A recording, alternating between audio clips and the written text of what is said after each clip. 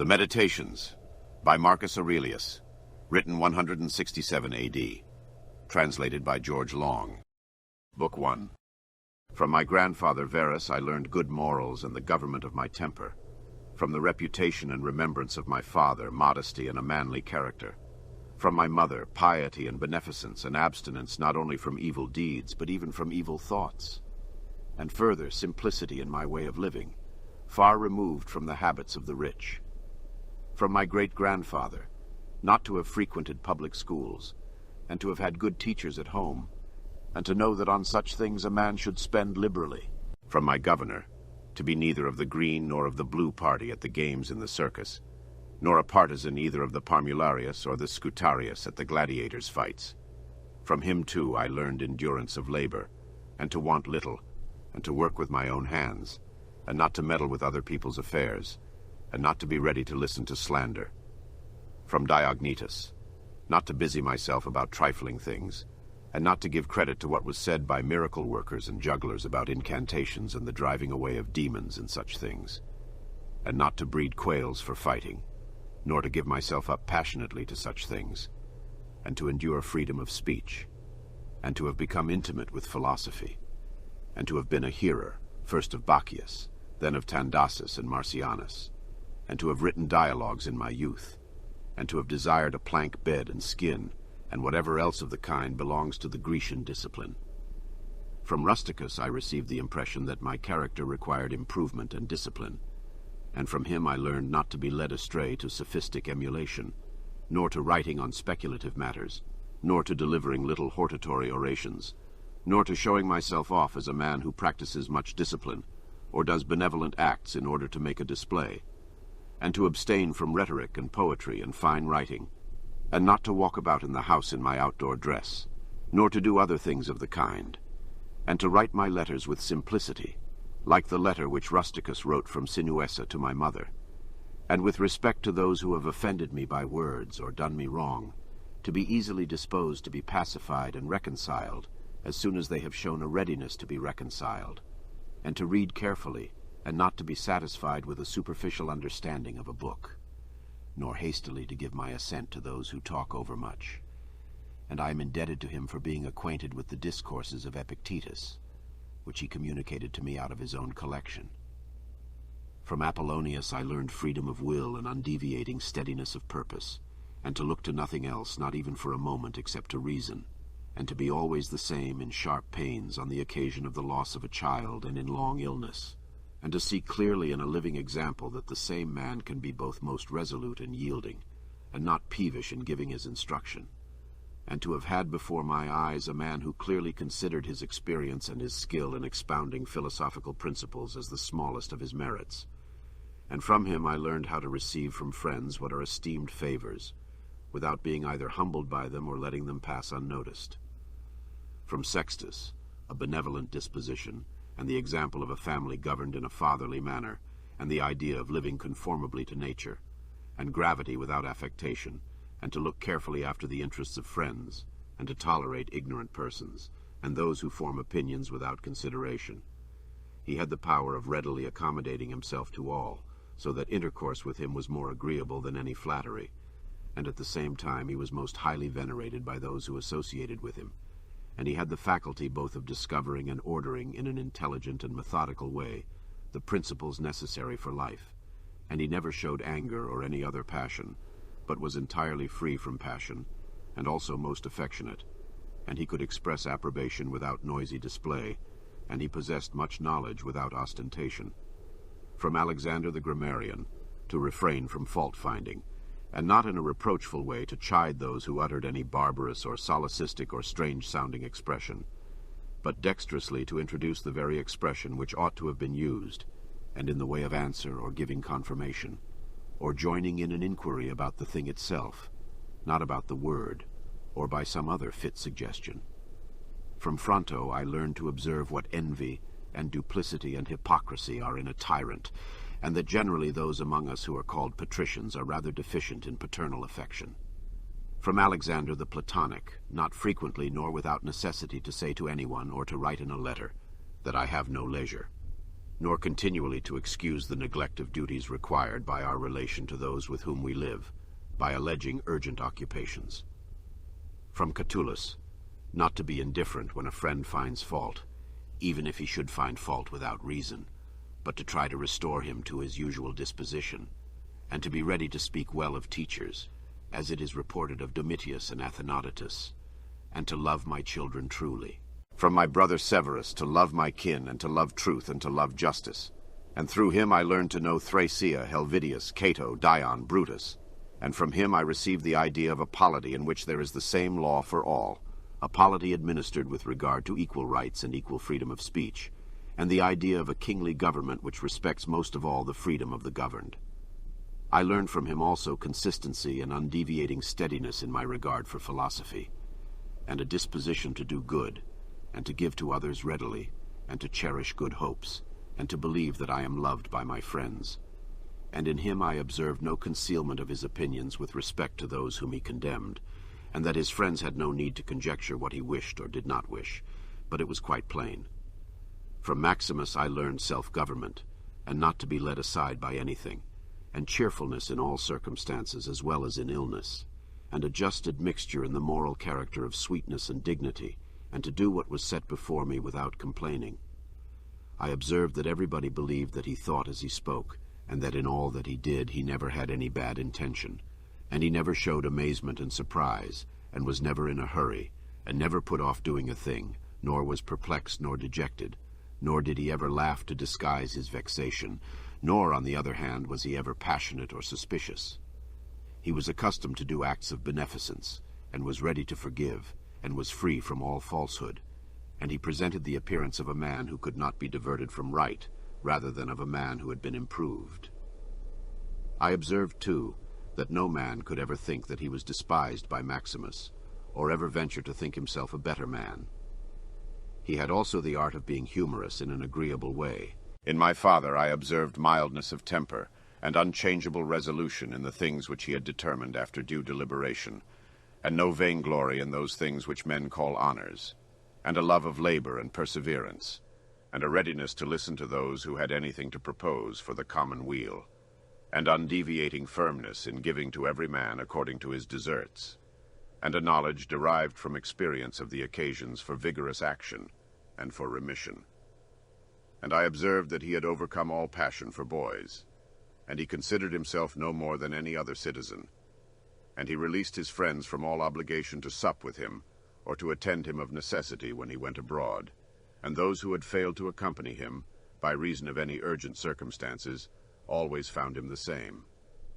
I observed, too, his habit of careful inquiry in all matters of deliberation, and his persistency, and that he never stopped his investigation through being satisfied with appearances which first present themselves, and that his disposition was to keep his friends, and not to be soon tired of them, nor yet to be extravagant in his affection, and to be satisfied on all occasions and cheerful, and to foresee things a long way off, and to provide for the smallest without display, and to check immediately popular applause and all flattery, and to be ever watchful over the things which were necessary for the administration of the empire, and to be a good manager of the expenditure, and patiently to endure the blame which he got for such conduct. And he was neither superstitious with respect to the gods, nor did he court men by gifts or by trying to please them, or by flattering the populace. But he showed sobriety in all things and firmness, and never any mean thoughts or action, nor love of novelty. And the things which conduce in any way to the commodity of life, and of which fortune gives an abundant supply, he used without arrogance and without excusing himself, so that when he had them, he enjoyed them without affectation, and when he had them not, he did not want them. No one could ever say of him that he was either a sophist or a homebred flippant slave or a pedant, but everyone acknowledged him to be a man ripe, perfect, above flattery, able to manage his own and other men's affairs. Besides this, he honored those who were true philosophers, and he did not reproach those who pretended to be philosophers, nor yet was he easily led by them. He was also easy in conversation, and he made himself agreeable without any offensive affectation. He took a reasonable care of his body's health, not as one who was greatly attached to life, nor out of regard to personal appearance, nor yet in a careless way, but so that through his own attention he very seldom stood in need of the physician's art or of medicine or external applications. He was most ready to give way without envy to those who possessed any particular faculty, such as that of eloquence or knowledge of the law or of morals or of anything else, and he gave them his help, that each might enjoy reputation according to his deserts, and he always acted conformably to the institutions of his country, without showing any affectation of doing so. Further, he was not fond of change nor unsteady, but he loved to stay in the same places, and to employ himself about the same things, and after his paroxysms of headache he came immediately fresh and vigorous to his usual occupations. His secrets were not but very few and very rare, and these only about public matters, and he showed prudence and economy in the exhibition of the public spectacles and the construction of public buildings, his donations to the people and in such things, for he was a man who looked to what ought to be done, not to the reputation which is got by a man's acts. He did not take the bath at unseasonable hours. He was not fond of building houses, nor curious about what he ate, nor about the texture and color of his clothes, nor about the beauty of his slaves. His dress came from Lorium, his villa on the coast, and from Lanuvium generally. We know how he behaved to the toll collector at Tusculum who asked his pardon, and such was all his behavior. There was in him nothing harsh, nor implacable, nor violent, nor, as one may say, anything carried to the sweating point. But he examined all things severally, as if he had abundance of time and without confusion, in an orderly way, vigorously and consistently. And that might be applied to him which is recorded of Socrates, that he was able both to abstain from and to enjoy those things which many are too weak to abstain from and cannot enjoy without excess. But to be strong enough both to bear the one and to be sober in the other is the mark of a man who has a perfect and invincible soul, such as he showed in the illness of Maximus. To the gods I am indebted for having good grandfathers, good parents, a good sister, good teachers, good associates, good kinsmen and friends, nearly everything good. Further, I owe it to the gods that I was not hurried into any offense against any of them, though I had a disposition which, if opportunity had offered, might have led me to do something of this kind. But through their favor, there never was such a concurrence of circumstances as put me to the trial.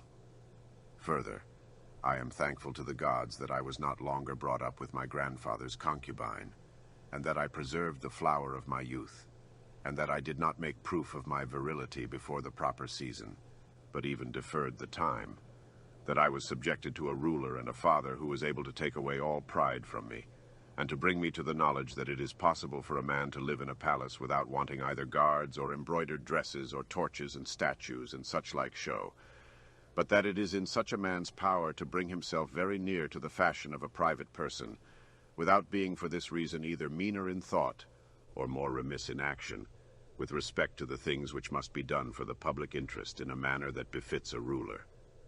I thank the gods for giving me such a brother, who was able by his moral character to rouse me to vigilance over myself, and who at the same time pleased me by his respect and affection, that my children have not been stupid nor deformed in body, that I did not make more proficiency in rhetoric, poetry, and the other studies, in which I should perhaps have been completely engaged, if I had seen that I was making progress in them, that I made haste to place those who brought me up in the station of honor, which they seemed to desire, without putting them off with hope of my doing it some time after, because they were then still young, that I knew Apollonius, Rusticus, Maximus, that I received clear and frequent impressions about living according to nature, and what kind of a life that is, so that so far as depended on the gods and their gifts and help and inspirations, nothing hindered me from forthwith living according to nature, though I still fall short of it through my own fault, and through not observing the admonitions of the gods, and I may almost say their direct instructions,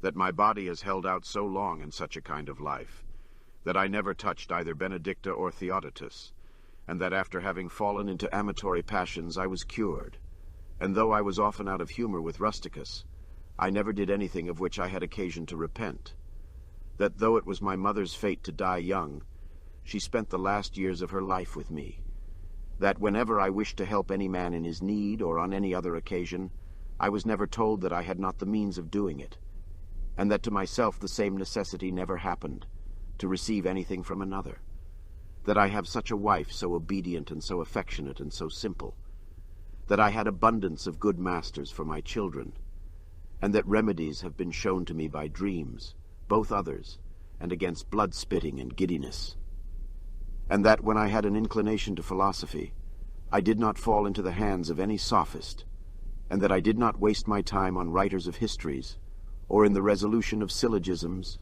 or occupy myself about the investigation of appearances in the heavens. For all these things require the help of the gods and fortune. Book 2.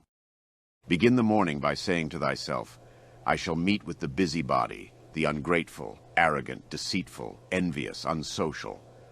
All these things happen to them by reason of their ignorance of what is good and evil.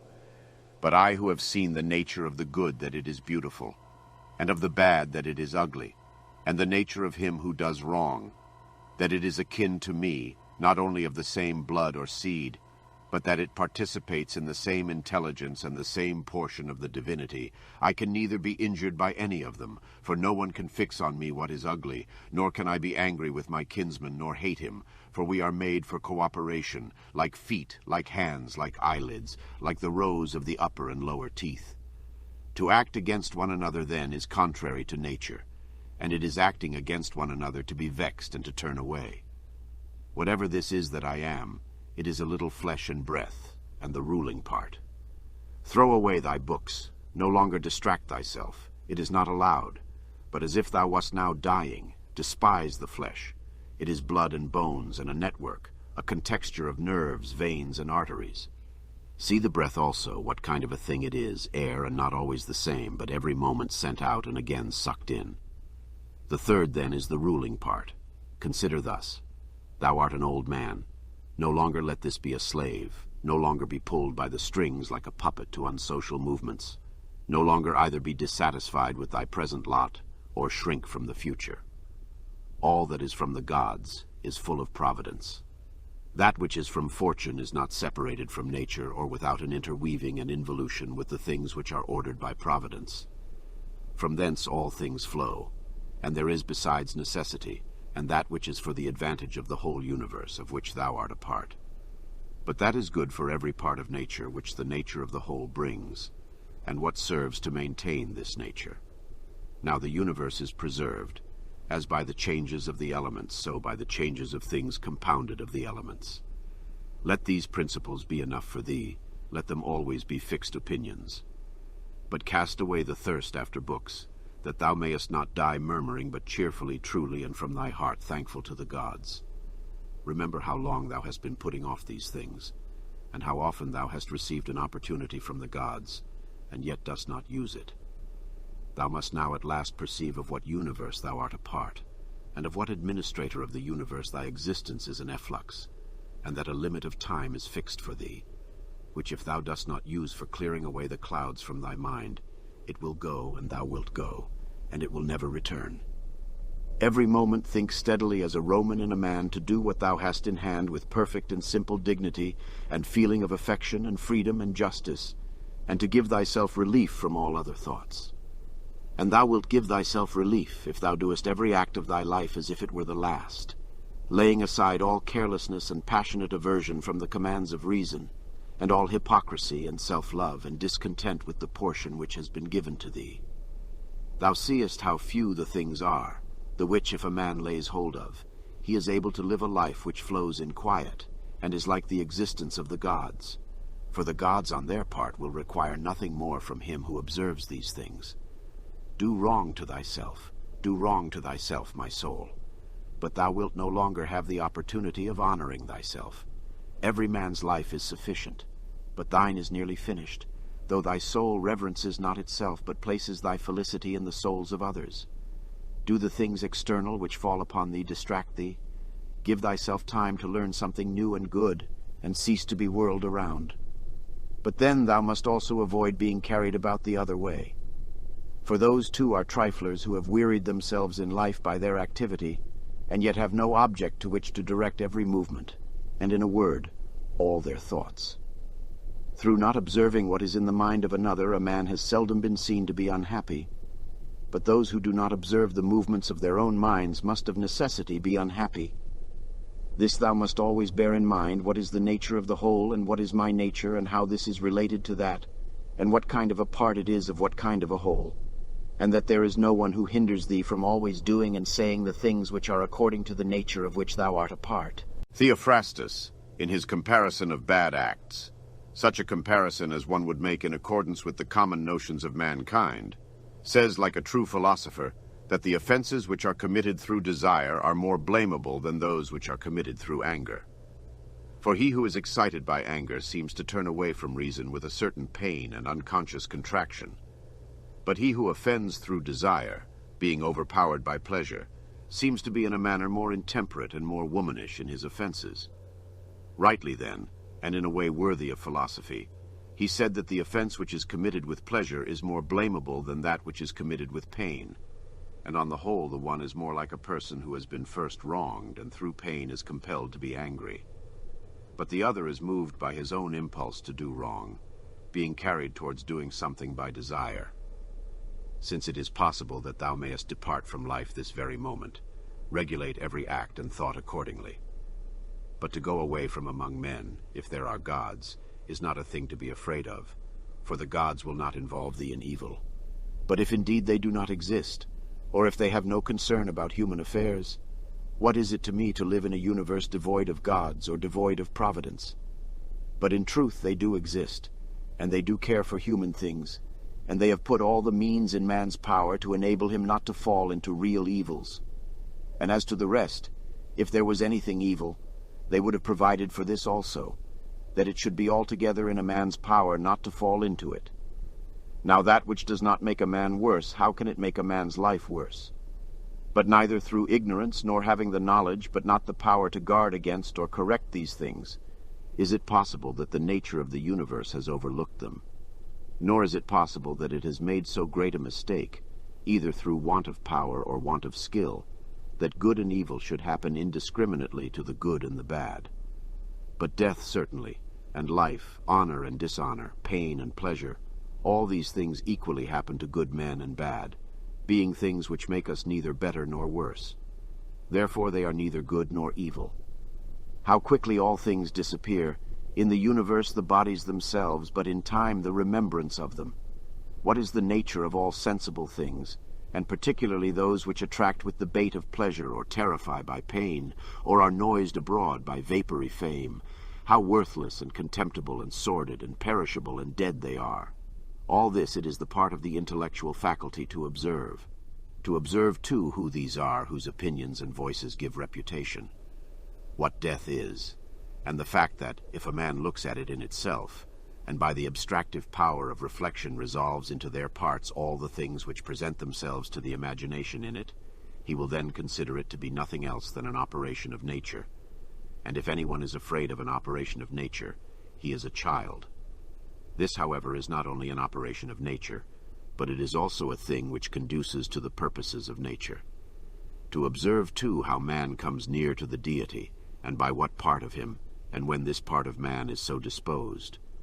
Nothing is more wretched than a man who traverses everything in a round, and pries into the things beneath the earth, as the poet says, and seeks by conjecture what is in the minds of his neighbors, without perceiving that it is sufficient to attend to the demon within him, and to reverence it sincerely. And reverence of the demon consists in keeping it pure from passion and thoughtlessness, and dissatisfaction with what comes from gods and men. For the things from the gods merit veneration for their excellence, and the things from men should be dear to us by reason of kinship, and sometimes even in a manner they move our pity by reason of men's ignorance of good and bad. This defect being not less than that which deprives us of the power of distinguishing things that are white and black. Though thou shouldst be going to live 3,000 years, and as many times 10,000 years, still remember that no man loses any other life than this which he now lives, nor lives any other than this which he now loses. The longest and shortest are thus brought to the same, for the present is the same to all, though that which perishes is not the same. And so that which is lost appears to be a mere moment. For a man cannot lose either the past or the future, for what a man has not, how can anyone take this from him? These two things then thou must bear in mind. The one, that all things from eternity are of like forms and come round in a circle, and that it makes no difference whether a man shall see the same things during 100 years or 200, or an infinite time. And the second, that the longest liver and he who will die soonest lose just the same.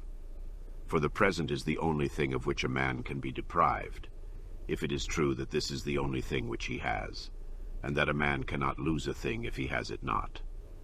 Remember that all is opinion. For what was said by the cynic Monimus is manifest, and manifest too is the use of what was said, if a man receives what may be got out of it as far as it is true. The soul of man does violence to itself, first of all, when it becomes an abscess, and as it were a tumor on the universe, so far as it can.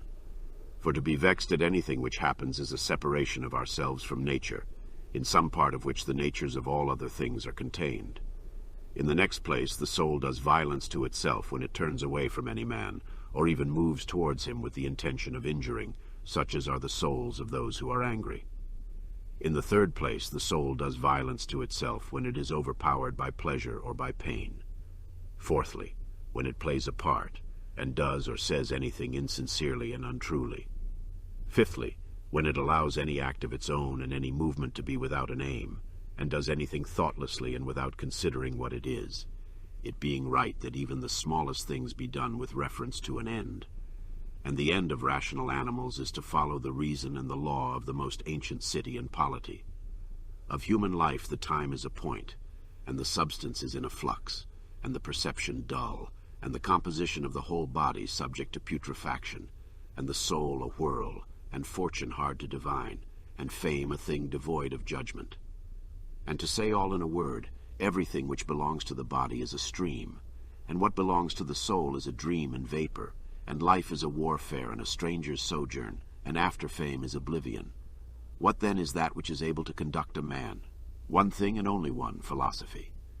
But this consists in keeping the demon within a man free from violence and unharmed, superior to pains and pleasures, doing nothing without purpose, nor yet falsely and with hypocrisy, not feeling the need of another man's doing or not doing anything. And besides, accepting all that happens, and all that is allotted, as coming from thence, wherever it is, from whence he himself came. And finally, waiting for death with a cheerful mind, as being nothing else than a dissolution of the elements of which every living being is compounded. But if there is no harm to the elements themselves in each continually changing into another, why should a man have any apprehension about the change and dissolution of all the elements? For it is according to nature, and nothing is evil which is according to nature. Book 3. We ought to consider not only that our life is daily wasting away and a smaller part of it is left, but another thing also must be taken into the account, that if a man should live longer, it is quite uncertain whether the understanding will still continue sufficient for the comprehension of things, and retain the power of contemplation which strives to acquire the knowledge of the divine and the human. For if he shall begin to fall into dotage, perspiration and nutrition and imagination and appetite, and whatever else there is of the kind, will not fail.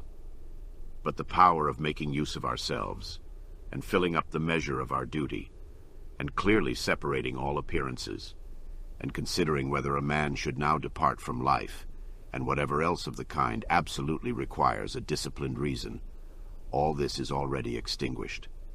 We must make haste then, not only because we are daily nearer to death, but also because the conception of things and the understanding of them cease first. We ought to observe also that even the things which follow after the things which are produced according to nature contain something pleasing and attractive. For instance, when bread is baked, some parts are split at the surface, and these parts which thus open, and have a certain fashion contrary to the purpose of the baker's art, are beautiful in a manner, and in a peculiar way excite a desire for eating. And again, figs, when they are quite ripe, gape open, and in the ripe olives the very circumstance of their being near to rottenness adds a peculiar beauty to the fruit. And the ears of corn bending down, and the lion's eyebrows, and the foam which flows from the mouth of wild boars, and many other things, though they are far from being beautiful, if a man should examine them severally, still, because they are consequent upon the things which are formed by nature, help to adorn them, and they please the mind. so that if a man should have a feeling and deeper insight with respect to the things which are produced in the universe, there is hardly one of those which follow by way of consequence which will not seem to him to be in a manner disposed so as to give pleasure. And so he will see even the real gaping jaws of wild beasts with no less pleasure than those which painters and sculptors show by imitation. And in an old woman and an old man he will be able to see a certain maturity and comeliness. And the attractive loveliness of young persons he will be able to look on with chaste eyes, and many such things will present themselves, not pleasing to every man, but to him only who has become truly familiar with nature and her works. Hippocrates, after curing many diseases himself, fell sick and died. The Chaldai foretold the deaths of many, and then fate caught them too. Alexander and Pompeius and Caius Caesar, after so often completely destroying whole cities, and in battle cutting to pieces many 10,000s of cavalry and infantry, themselves too at last departed from life. Heraclitus, after so many speculations on the conflagration of the universe, was filled with water internally and died smeared all over with mud. And lice destroyed Democritus, and other lice killed Socrates. What means all this? Thou hast embarked, thou hast made the voyage, thou art come to shore, get out. If indeed to another life there is no want of gods, not even there.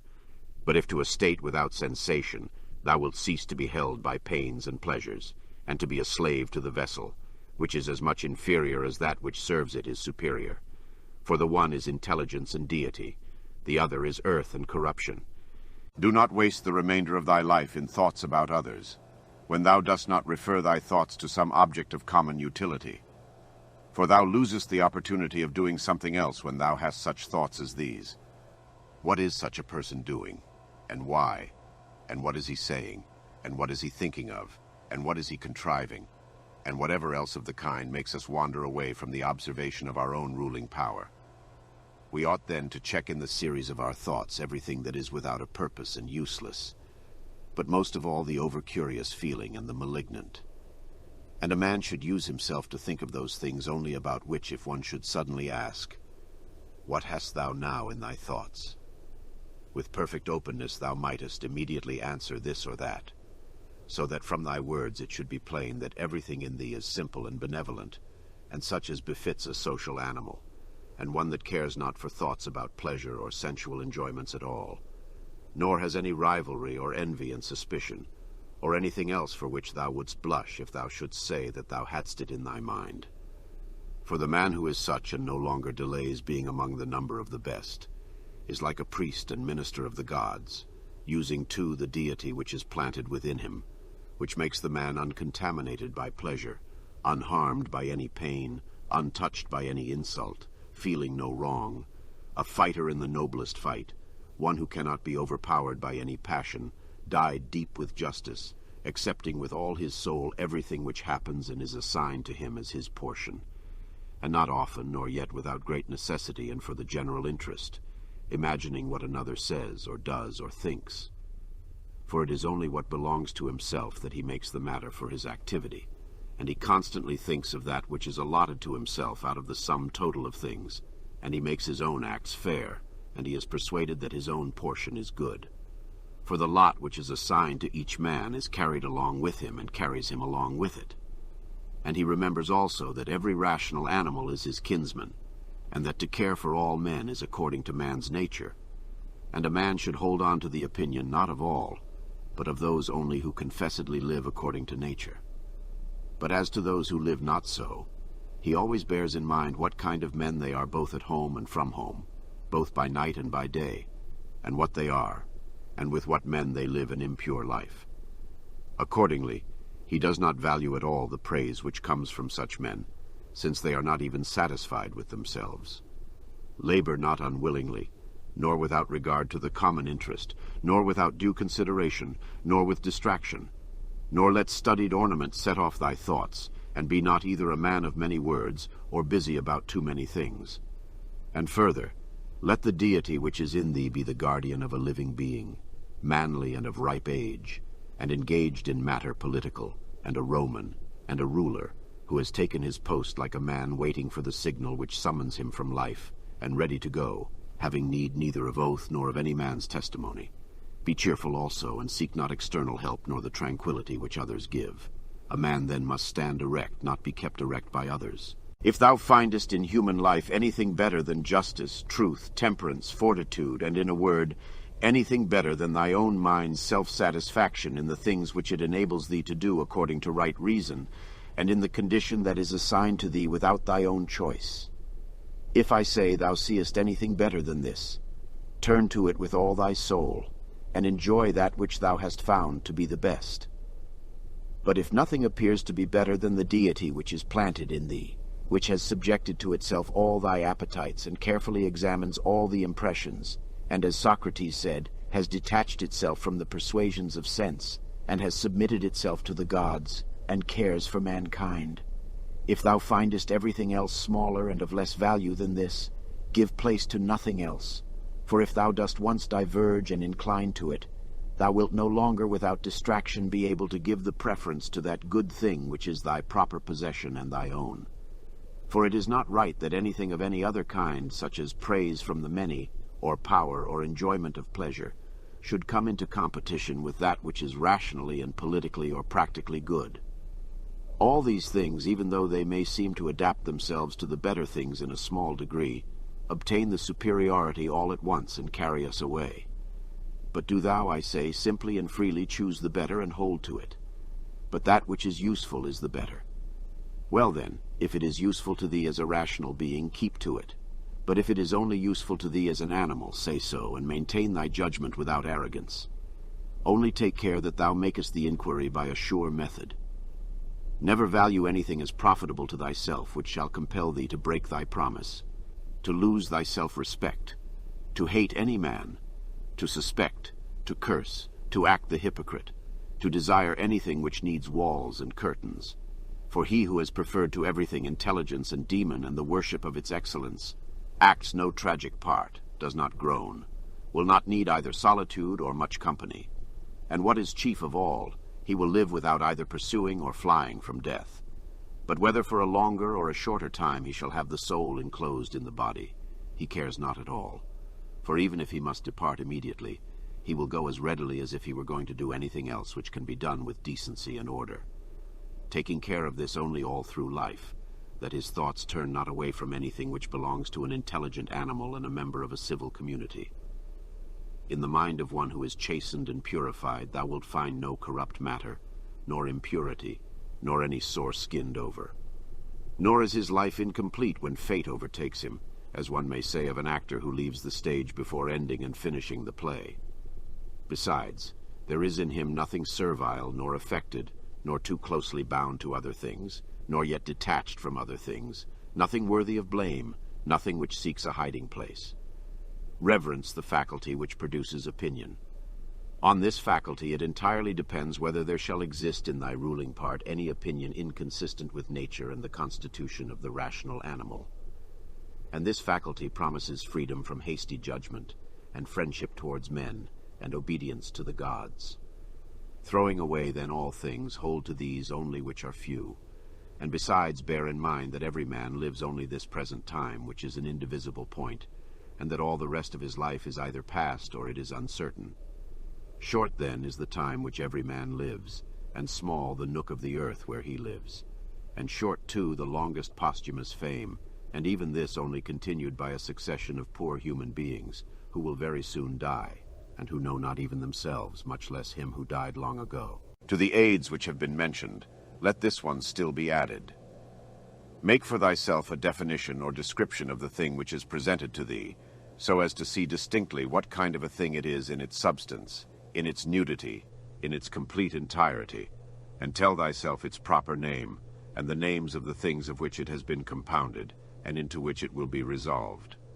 For nothing is so productive of elevation of mind as to be able to examine methodically and truly every object which is presented to thee in life, and always to look at things so as to see at the same time what kind of universe this is, and what kind of use everything performs in it, and what value everything has with reference to the whole, and what with reference to man, who is a citizen of the highest city, of which all other cities are like families, what each thing is, and of what it is composed, and how long it is the nature of this thing to endure, which now makes an impression on me, and what virtue I have need of with respect to it, such as gentleness, manliness, truth, fidelity, simplicity, contentment, and the rest.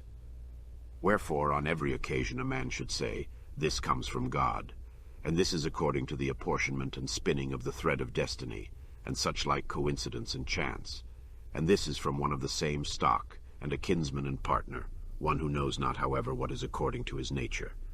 But I know.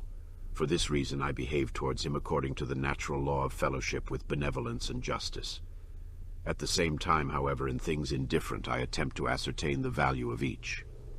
If thou workest at that which is before thee, following right reasons seriously, vigorously, calmly, without allowing anything else to distract thee, but keeping thy divine part pure, as if thou shouldst be bound to give it back immediately. If thou holdest to this, expecting nothing, fearing nothing, but satisfied with thy present activity according to nature, and with heroic truth in every word and sound which thou utterest, thou wilt live happy, and there is no man who is able to prevent this. As physicians have always their instruments and knives ready for cases which suddenly require their skill, so do thou have principles ready for the understanding of things divine and human, and for doing everything, even the smallest, with a recollection of the bond which unites the divine and human to one another. For neither wilt thou do anything well which pertains to man without at the same time having a reference to things divine, nor the contrary. No longer wander at hazard, for neither wilt thou read thy own memoirs, nor the acts of the ancient Romans and Hellenes, and the selections from books which thou wast reserving for thy old age. Hasten then to the end which thou hast before thee, and throwing away idle hopes, come to thy own aid, if thou carest at all for thyself, while it is in thy power. They know not how many things are signified by the words stealing, sowing, buying, keeping quiet, seeing what ought to be done, for this is not effected by the eyes, but by another kind of vision. Body, soul, intelligence. To the body belong sensations, to the soul appetites, to the intelligence principles. To receive the impressions of forms by means of appearances belongs even to animals. To be pulled by the strings of desire belongs both to wild beasts and to men who have made themselves into women, and to a Phalaris and a Nero. And to have the intelligence that guides to the things which appear suitable belongs also to those who do not believe in the gods, and who betray their country, and do their impure deeds when they have shut the doors. If then everything else is common to all that I have mentioned, there remains that which is peculiar to the good man, to be pleased and content with what happens, and with the thread which is spun for him, and not to defile the divinity which is planted in his breast, nor disturb it by a crowd of images, but to preserve it tranquil, following it obediently as a god, neither saying anything contrary to the truth, nor doing anything contrary to justice. And if all men refuse to believe that he lives a simple, modest, and contented life, he is neither angry with any of them, nor does he deviate from the way which leads to the end of life, to which a man ought to come pure, tranquil, ready to depart, and without any compulsion perfectly reconciled to his lot. Book 4. That which rules within, when it is according to nature, is so affected with respect to the events which happen, that it always easily adapts itself to that which is and is presented to it. For it requires no definite material, but it moves towards its purpose, under certain conditions, however. And it makes a material for itself out of that which opposes it, as fire lays hold of what falls into it, by which a small light would have been extinguished. But when the fire is strong, it soon appropriates to itself the matter which is heaped on it, and consumes it, and rises higher by means of this very material. Let no act be done without a purpose, nor otherwise than according to the perfect principles of art. Men seek retreats for themselves, houses in the country, seashores, and mountains, and thou too art wont to desire such things very much. But this is altogether a mark of the most common sort of men, for it is in thy power whenever thou shalt choose to retire into thyself. For nowhere either with more quiet or more freedom from trouble does a man retire than into his own soul, particularly when he has within him such thoughts that by looking into them he is immediately in perfect tranquillity, and I affirm that tranquillity is nothing else than the good ordering of the mind. Constantly then give to thyself this retreat, and renew thyself, And let thy principles be brief and fundamental, which, as soon as thou shalt recur to them, will be sufficient to cleanse the soul completely, and to send thee back free from all discontent with the things to which thou returnest. For with what art thou discontented? With the badness of men. Recall to thy mind this conclusion, that rational animals exist for one another, and that to endure is a part of justice, and that men do wrong involuntarily, and consider how many already, after mutual enmity, suspicion, hatred, and fighting, have been stretched dead, reduced to ashes, and be quiet at last. But perhaps thou art dissatisfied with that which is assigned to thee out of the universe. Recall to thy recollection this alternative. Either there is providence or atoms, fortuitous concurrence of things, or remember the arguments by which it has been proved that the world is a kind of political community, and be quiet at last. But perhaps corporeal things will still fasten upon thee. Consider then further that the mind mingles not with the breath, whether moving gently or violently, when it has once drawn itself apart and discovered its own power, and think also of all that thou hast heard and assented to about pain and pleasure, and be quiet at last. But perhaps the desire of the thing called fame will torment thee. See how soon everything is forgotten, and look at the chaos of infinite time on each side of the present, and the emptiness of applause, and the changeableness and want of judgment in those who pretend to give praise, and the narrowness of the space within which it is circumscribed, and be quiet at last. For the whole earth is a point, and how small a nook in it is this thy dwelling, and how few are there in it, and what kind of people are they who will praise thee? This then remains. Remember to retire into this little territory of thy own, and above all do not distract or strain thyself, but be free, and look at things as a man, as a human being, as a citizen, as a mortal. But among the things readiest to thy hand to which thou shalt turn, let there be these, which are two. One is that things do not touch the soul, for they are external and remain immovable, but our perturbations come only from the opinion which is within. The other is that all these things which thou seest change immediately and will no longer be, and constantly bear in mind how many of these changes thou hast already witnessed. The universe is transformation. Life is opinion. If our intellectual part is common, the reason also, in respect of which we are rational beings, is common. If this is so, common also is the reason which commands us what to do and what not to do. If this is so, there is a common law also. If this is so, we are fellow citizens. If this is so, we are members of some political community. If this is so, the world is in a manner a state. For of what other common political community will anyone say that the whole human race are members?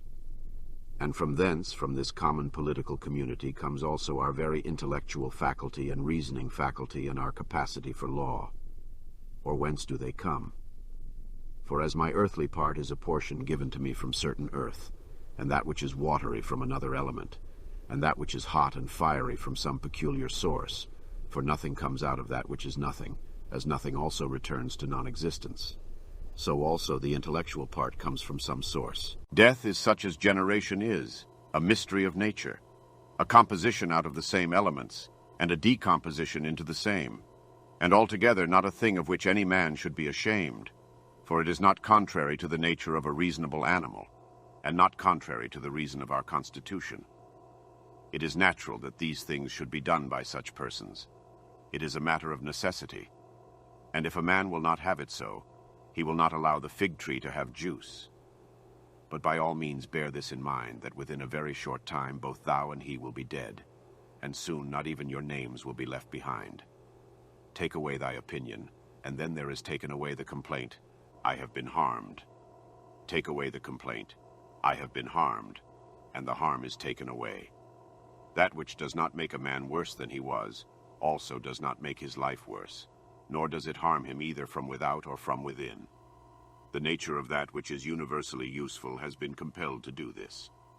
Consider that everything which happens, happens justly, and if thou observest carefully, thou wilt find it to be so. I do not say only with respect to the continuity of the series of things, but with respect to what is just, and as if it were done by one who assigns to each thing its value. Observe then as thou hast begun, and whatever thou doest, do it in conjunction with this, the being good, and in the sense in which a man is properly understood to be good. Keep to this in every action. Do not have such an opinion of things as he has who does thee wrong, or such as he wishes thee to have, but look at them as they are in truth. A man should always have these two rules in readiness. The one, to do only whatever the reason of the ruling and legislating faculty may suggest for the use of men. The other, to change thy opinion, if there is anyone at hand who sets thee right and moves thee from any opinion. But this change of opinion must proceed only from a certain persuasion, as of what is just or of common advantage and the like, not because it appears pleasant or brings reputation. Hast thou reason? I have. Why then dost not thou use it? For if this does its own work, what else dost thou wish? Thou hast existed as a part. Thou shalt disappear in that which produced thee, but rather thou shalt be received back into its seminal principle by transmutation. Many grains of frankincense on the same altar. One falls before, another falls after, but it makes no difference. Within 10 days thou wilt seem a god to those to whom thou art now a beast and an ape, if thou wilt return to thy principles and the worship of reason. Do not act as if thou wert going to live 10,000 years. Death hangs over thee. While thou livest, while it is in thy power, be good. How much trouble he avoids who does not look to see what his neighbor says or does or thinks, but only to what he does himself, that it may be just and pure. Or as Agathon says, look not round at the depraved morals of others, but run straight along the line without deviating from it. He who has a vehement desire for posthumous fame does not consider that every one of those who remember him will himself also die very soon. Then again also they who have succeeded them, until the whole remembrance shall have been extinguished as it is transmitted through men who foolishly admire and perish. But suppose that those who will remember are even immortal, and that the remembrance will be immortal. What then is this to thee? And I say not what is it to the dead, but what is it to the living? What is praise except indeed so far as it has a certain utility? For thou now rejectest unseasonably the gift of nature, clinging to something else. Everything which is in any way beautiful is beautiful in itself, and terminates in itself, not having praise as part of itself.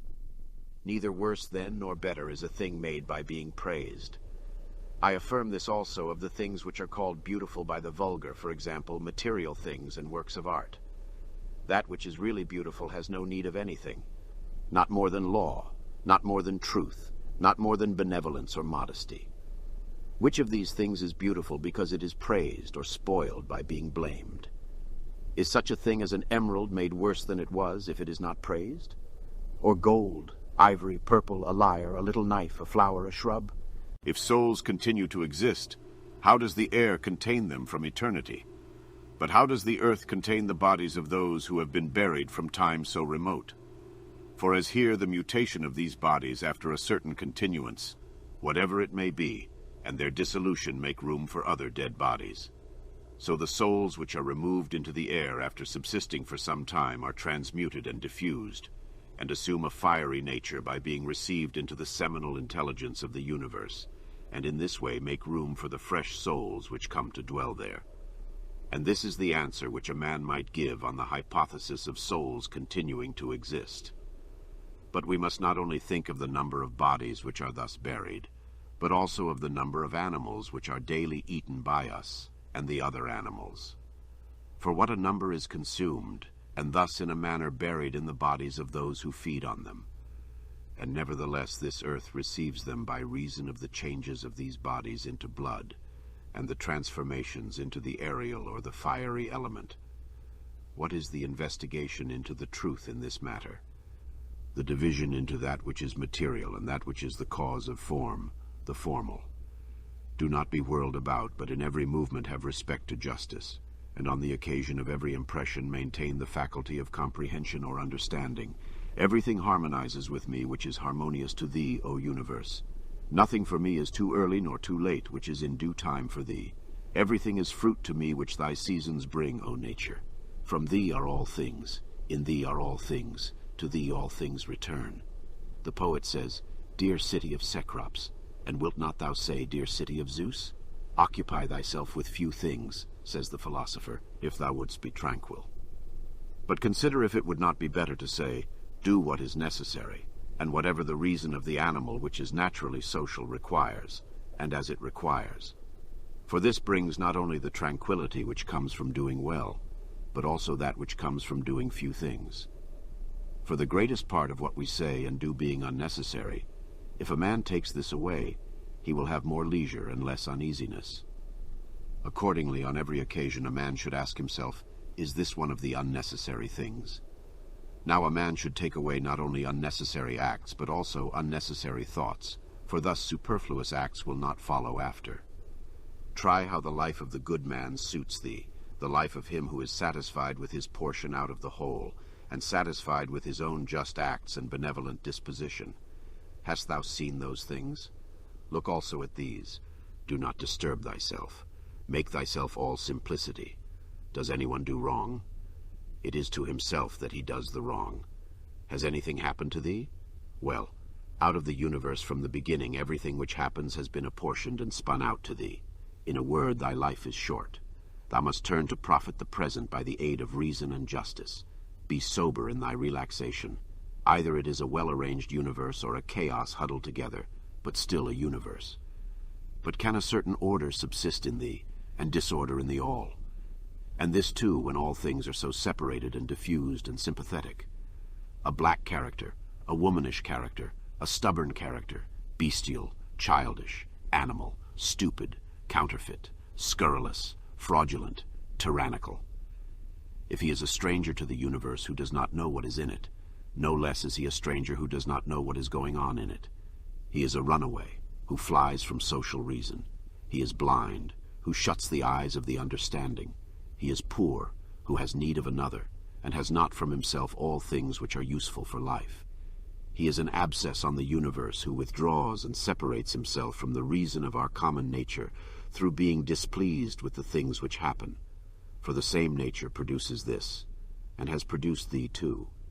He is a piece rent asunder from the state, who tears his own soul from that of reasonable animals, which is one. The one is a philosopher without a tunic, and the other without a book. Here is another half naked. Bread I have not, he says, and I abide by reason. And I do not get the means of living out of my learning, and I abide by my reason. Love the art, poor as it may be, which thou hast learned, and be content with it, and pass through the rest of life like one who has entrusted to the gods with his whole soul all that he has, making thyself neither the tyrant nor the slave of any man. Consider, for example, the times of Vespasian. Thou wilt see all these things, people marrying, bringing up children, sick, dying, warring, feasting, trafficking, cultivating the ground, flattering, obstinately arrogant, suspecting, plotting, wishing for some to die, grumbling about the present, loving, heaping up treasure, desiring consulship, kingly power.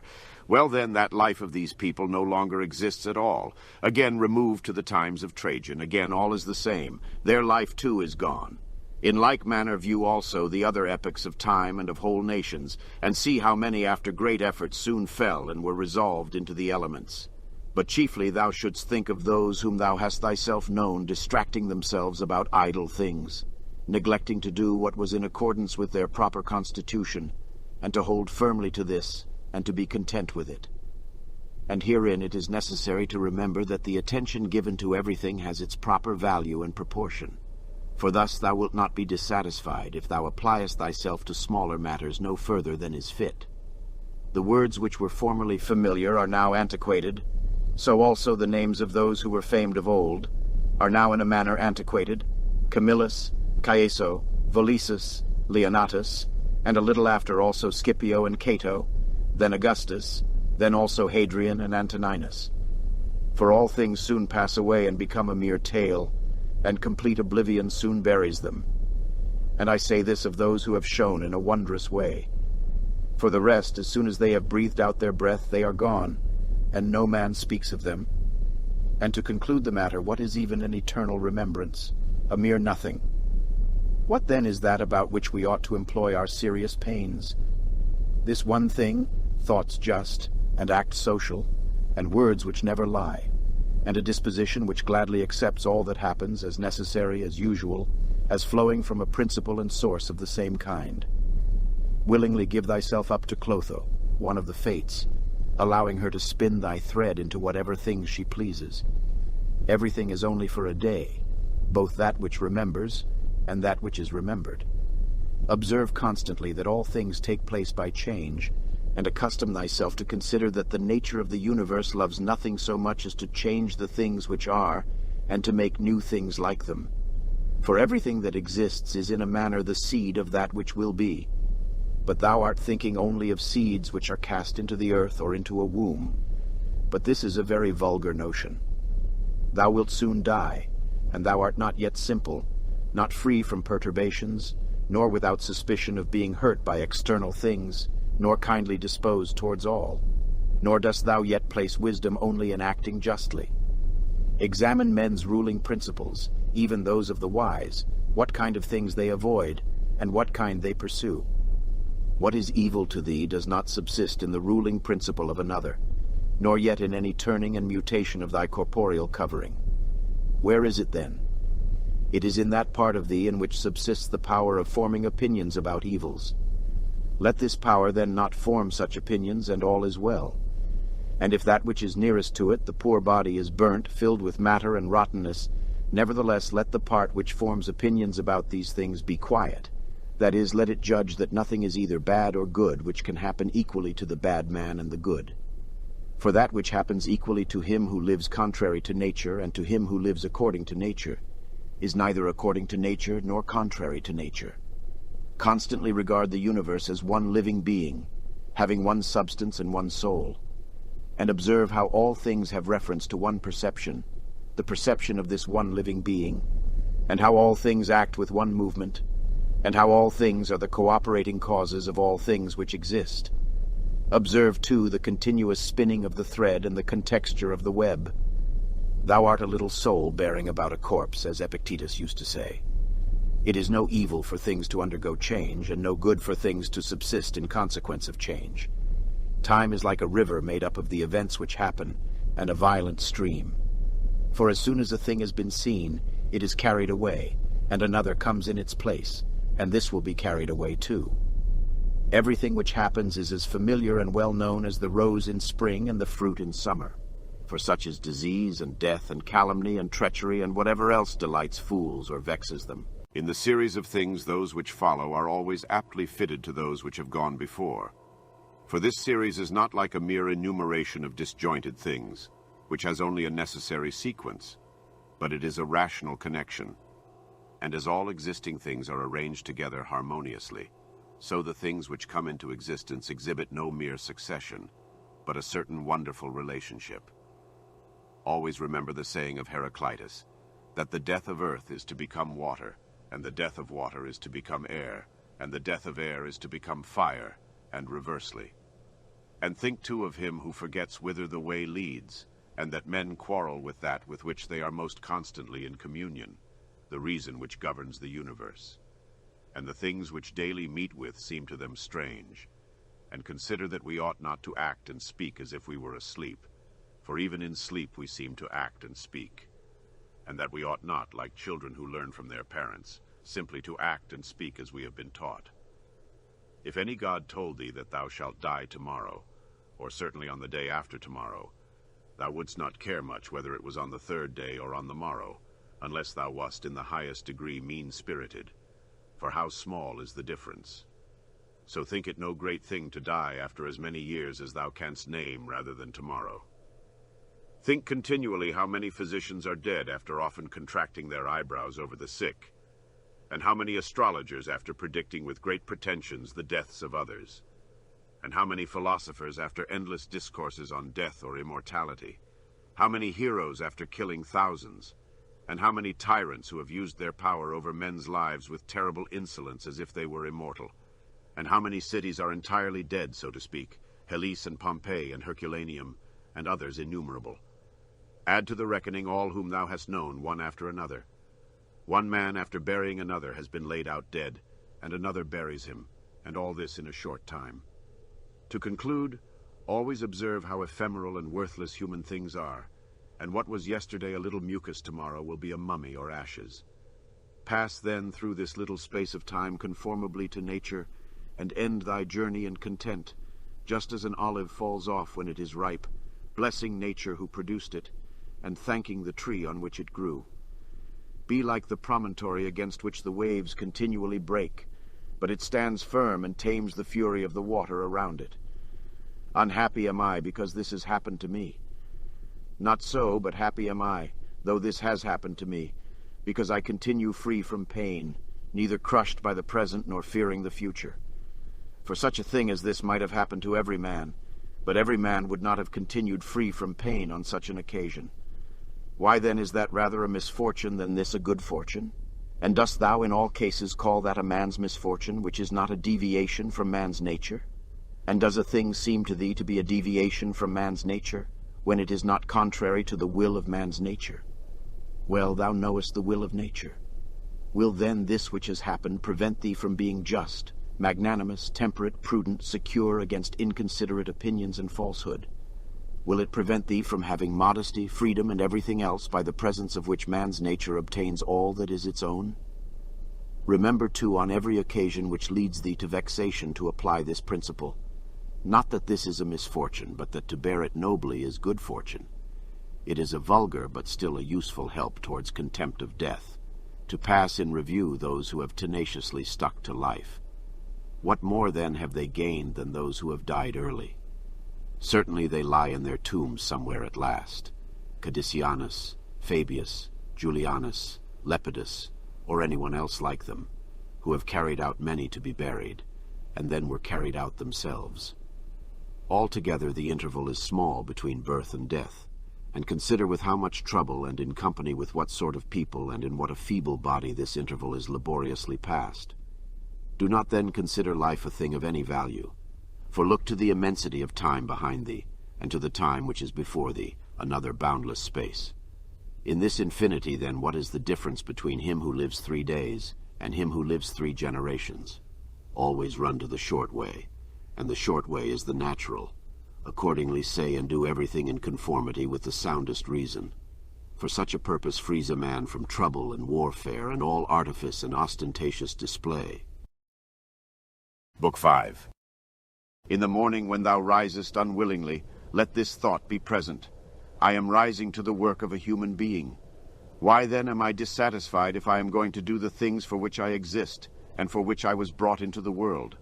Or have I been made for this, to lie in the bedclothes and keep myself warm? But this is more pleasant. Dost thou exist then to take thy pleasure, and not at all for action or exertion? Dost thou not see the little plants, the little birds, the ants, the spiders, the bees working together to put in order their several parts of the universe? And art thou unwilling to do the work of a human being? And dost thou not make haste to do that which is according to thy nature? But it is necessary to take rest also. It is necessary, however nature has fixed bounds to this too. She has fixed bounds both to eating and drinking, and yet thou goest beyond these bounds, beyond what is sufficient. Yet in thy acts it is not so, but thou stoppest short of what thou canst do. So thou lovest not thyself, for if thou didst, thou wouldst love thy nature and her will. But those who love their several arts exhaust themselves in working at them unwashed and without food. But thou valuest thy own nature less than the turner values the turning art, or the dancer the dancing art, or the lover of money values his money, or the vainglorious man his little glory. And such men, when they have a violent affection to a thing, choose neither to eat nor to sleep, rather than to perfect the things which they care for. But are the acts which concern society more vile in thy eyes and less worthy of thy labor? How easy it is to repel and to wipe away every impression which is troublesome or unsuitable, and immediately to be in all tranquillity. Judge every word and deed which are according to nature to be fit for thee, and be not diverted by the blame which follows from any people nor by their words. But if a thing is good to be done or said, do not consider it unworthy of thee. For those persons have their peculiar leading principle and follow their peculiar movement, which things do not thou regard, but go straight on, following thy own nature and the common nature, and the way of both is one. I go through the things which happen according to nature until I shall fall and rest, breathing out my breath into that element out of which I daily draw it in, and falling upon that earth out of which my father collected the seed, and my mother the blood, and my nurse the milk, out of which during so many years I have been supplied with food and drink, which bears me when I tread on it and abuse it for so many purposes. Thou sayest men cannot admire the sharpness of thy wits. Be it so. But there are many other things of which thou canst not say, I am not formed for them by nature. Show those qualities then which are altogether in thy power, sincerity, gravity, endurance of labor, aversion to pleasure, contentment with thy portion and with few things, benevolence, frankness, no love of superfluity, freedom from trifling magnanimity. Dost thou not see how many qualities thou art immediately able to exhibit, in which there is no excuse of natural incapacity and unfitness, and yet thou still remainest voluntarily below the mark? Or art thou compelled, through being defectively furnished by nature, to murmur, and to be stingy, and to flatter, and to find fault with thy poor body, and to try to please men, and to make great display, and to be so restless in thy mind? No, by the gods, but thou mightest have been delivered from these things long ago. Only if in truth thou canst be charged with being rather slow and dull of comprehension, thou must exert thyself about this also, not neglecting it, nor yet taking pleasure in thy dullness. One man, when he has done a service to another, is ready to set it down to his account as a favor conferred. Another is not ready to do this, but still in his own mind he thinks of the man as his debtor, and he knows what he has done. A third, in a manner, does not even know what he has done, but he is like a vine which has produced grapes, and seeks for nothing more after it has once produced its proper fruit.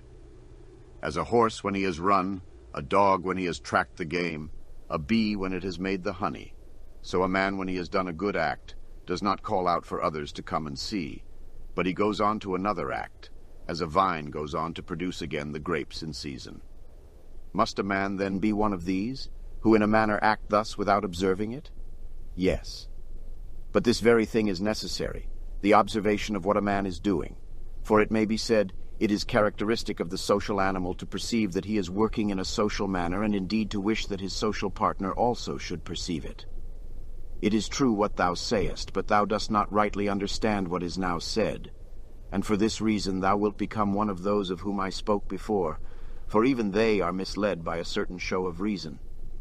But if thou wilt choose to understand the meaning of what is said, do not fear that for this reason thou wilt omit any social act. A prayer of the Athenians. Rain, rain, O dear Zeus, down on the plowed fields of the Athenians and on the plains. In truth we ought not to pray at all, or we ought to pray in this simple and noble fashion, just as we must understand when it is said that Aesculapius prescribed to this man horse exercise, or bathing in cold water, or going without shoes.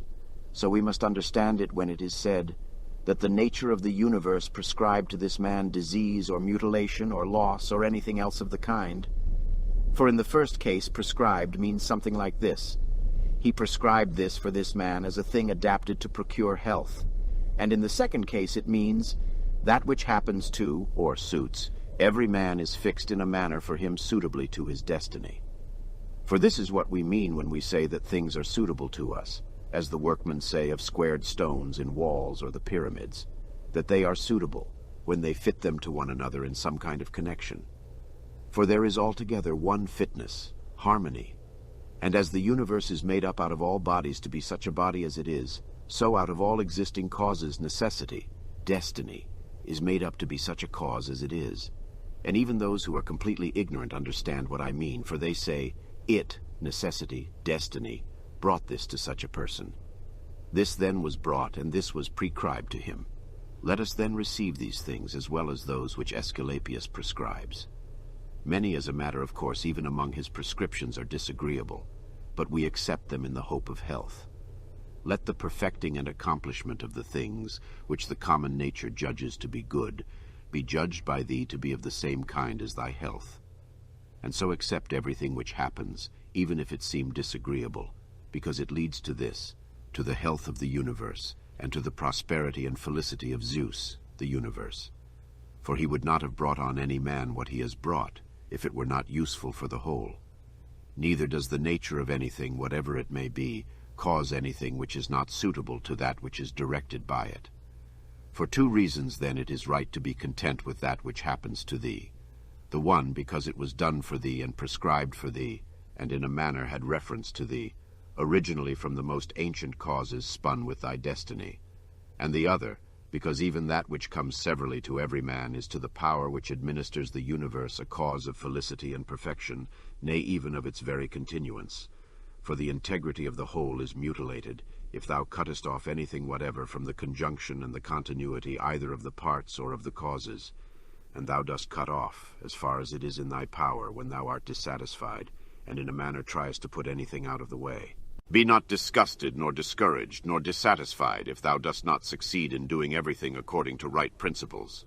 But when thou hast failed, return back again, and be content if the greater part of what thou doest is consistent with man's nature, and love this to which thou returnest.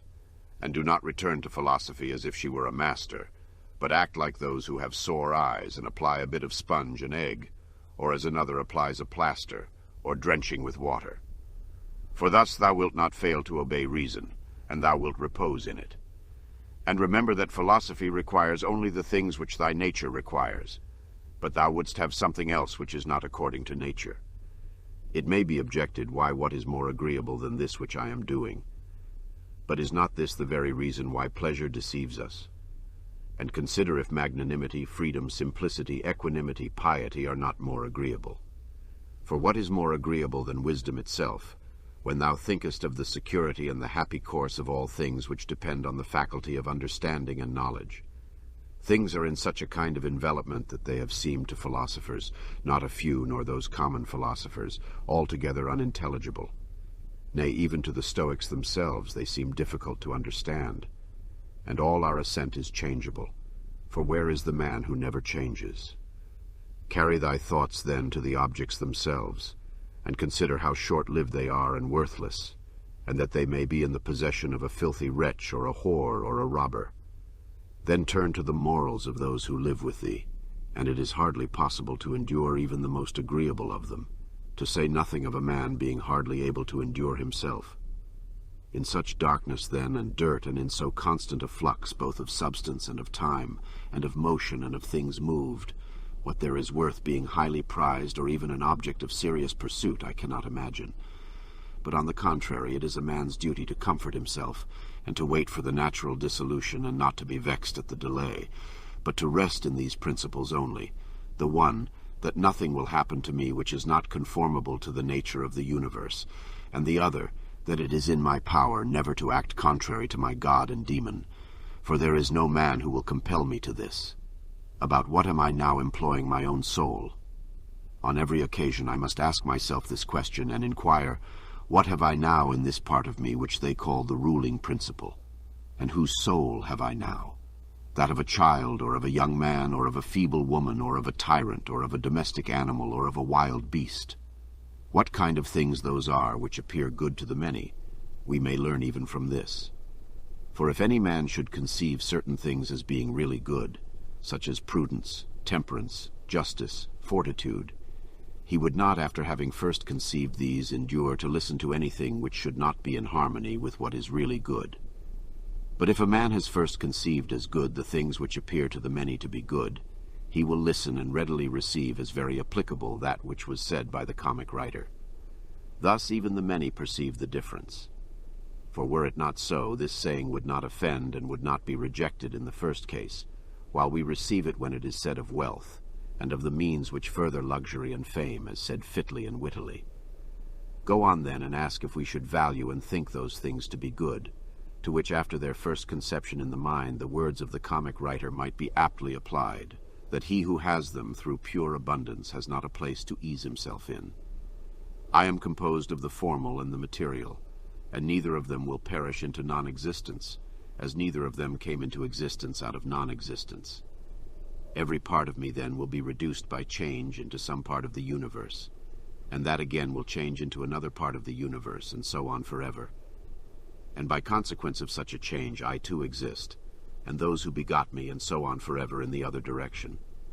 For nothing hinders us from saying so, even if the universe is administered according to definite periods of revolution.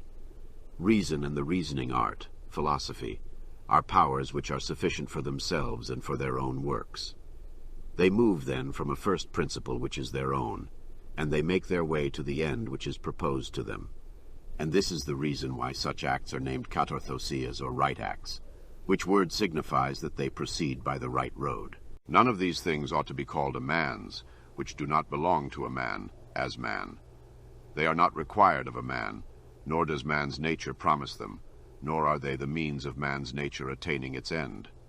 Neither then does the end of man lie in these things, nor yet that which aids to the accomplishment of this end, and that which aids towards this end is that which is good.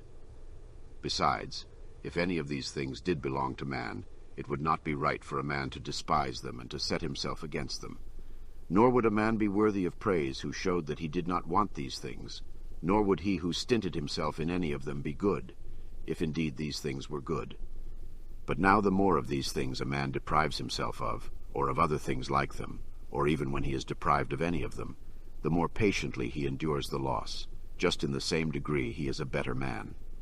Such as are thy habitual thoughts, such also will be the character of thy mind, for the soul is dyed by the thoughts. Dye it then with a continuous series of such thoughts as these. For instance, that where a man can live, there he can also live well. But he must live in a palace. Well then, he can also live well in a palace. And again, consider that for whatever purpose each thing has been constituted, for this it has been constituted, and towards this it is carried, and its end is in that towards which it is carried. And where the end is, there also is the advantage and the good of each thing. Now the good for the reasonable animal is society, for that we are made for society has been shown above. Is it not plain that the inferior exist for the sake of the superior? But the things which have life are superior to those which have not life, and of those which have life the superior are those which have reason. To seek what is impossible is madness, and it is impossible that the bad should not do something of this kind. Nothing happens to any man which he is not formed by nature to bear. The same things happen to another, and either because he does not see that they have happened, or because he would show a great spirit, he is firm and remains unharmed. It is a shame, then, that ignorance and conceit should be stronger than wisdom. Things themselves touch not the soul, not in the least degree, nor have they admission to the soul, nor can they turn or move the soul. But the soul turns and moves itself alone, and whatever judgments it may think proper to make, such it makes for itself the things which present themselves to it. In one respect man is the nearest thing to me, so far as I must do good to men and endure them. But so far as some men make themselves obstacles to my proper acts, man becomes to me one of the things which are indifferent, no less than the sun or wind or a wild beast. Now it is true that these may impede my action, but they are no impediments to my effects and disposition, which have the power of acting conditionally and changing. For the mind converts and changes every hindrance to its activity into an aid, and so that which is a hindrance is made a furtherance to an act, and that which is an obstacle on the road helps us on this road. Reverence that which is best in the universe, and this is that which makes use of all things and directs all things. And in like manner also reverence that which is best in thyself, and this is of the same kind as that. For in thyself also, that which makes use of everything else is this, and thy life is directed by this. That which does no harm to the state does no harm to the citizen. In the case of every appearance of harm apply this rule: if the state is not harmed by this, neither am I harmed. But if the state is harmed, thou must not be angry with him who does harm to the state. Show him where his error is. Often think of the rapidity with which things pass by and disappear, both the things which are and the things which are produced. For substance is like a river in a continual flow, and the activities of things are in constant change, and the causes work in infinite varieties, and there is hardly anything which stands still. And consider this which is near to thee, this boundless abyss of the past and of the future in which all things disappear. How then is he not a fool who is puffed up with such things or plagued about them and makes himself miserable? For they vex him only for a time and a short time. Think of the universal substance, of which thou hast a very small portion, and of universal time, of which a short and indivisible interval has been assigned to thee, and of that which is fixed by destiny, and how small a part of it thou art. Does another do me wrong? Let him look to it. He has his own disposition, his own activity. I now have what the universal nature wills me to have, and I do what my nature now wills me to do. Let the part of thy soul which leads and governs be undisturbed by the movements in the flesh, whether of pleasure or of pain, and let it not unite with them, but let it circumscribe itself and limit those effects to their parts. But when these effects rise up to the mind by virtue of that other sympathy that naturally exists in a body which is all one, then thou must not strive to resist the sensation, for it is natural. But let not the ruling part of itself add to the sensation the opinion that it is either good or bad. Live with the gods. And he does live with the gods who constantly shows to them his own soul is satisfied with that which is assigned to him, and that it does all that the demon wishes, which Zeus hath given to every man for his guardian and guide, a portion of himself. And this is every man's understanding and reason. Art thou angry with him whose armpits stink? Art thou angry with him whose mouth smells foul? What good will this danger do thee? He has such a mouth, he has such armpits. It is necessary that such an emanation must come from such things. But the man has reason, it will be said, and he is able, if he takes pain, to discover wherein he offends. I wish thee well of thy discovery. Well then, and thou hast reason. By thy rational faculty stir up his rational faculty, show him his error, admonish him. For if he listens, thou wilt cure him, and there is no need of anger, neither tragic actor nor whore. As thou intendest to live when thou art gone out, so it is in thy power to live here. But if men do not permit thee, then get away out of life, yet so as if thou wert suffering no harm. The house is smoky, and I quit it. Why dost thou think that this is any trouble?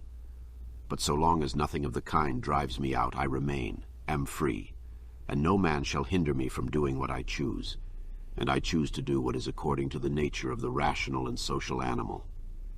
The intelligence of the universe is social. Accordingly, it has made the inferior things for the sake of the superior, and it has fitted the superior to one another. Thou seest how it has subordinated, coordinated, and assigned to everything its proper portion, and has brought together into concord with one another the things which are the best. How hast thou behaved hitherto to the gods, thy parents, brethren, children, teachers, to those who looked after thy infancy, to thy friends, kinsfolk, to thy slaves?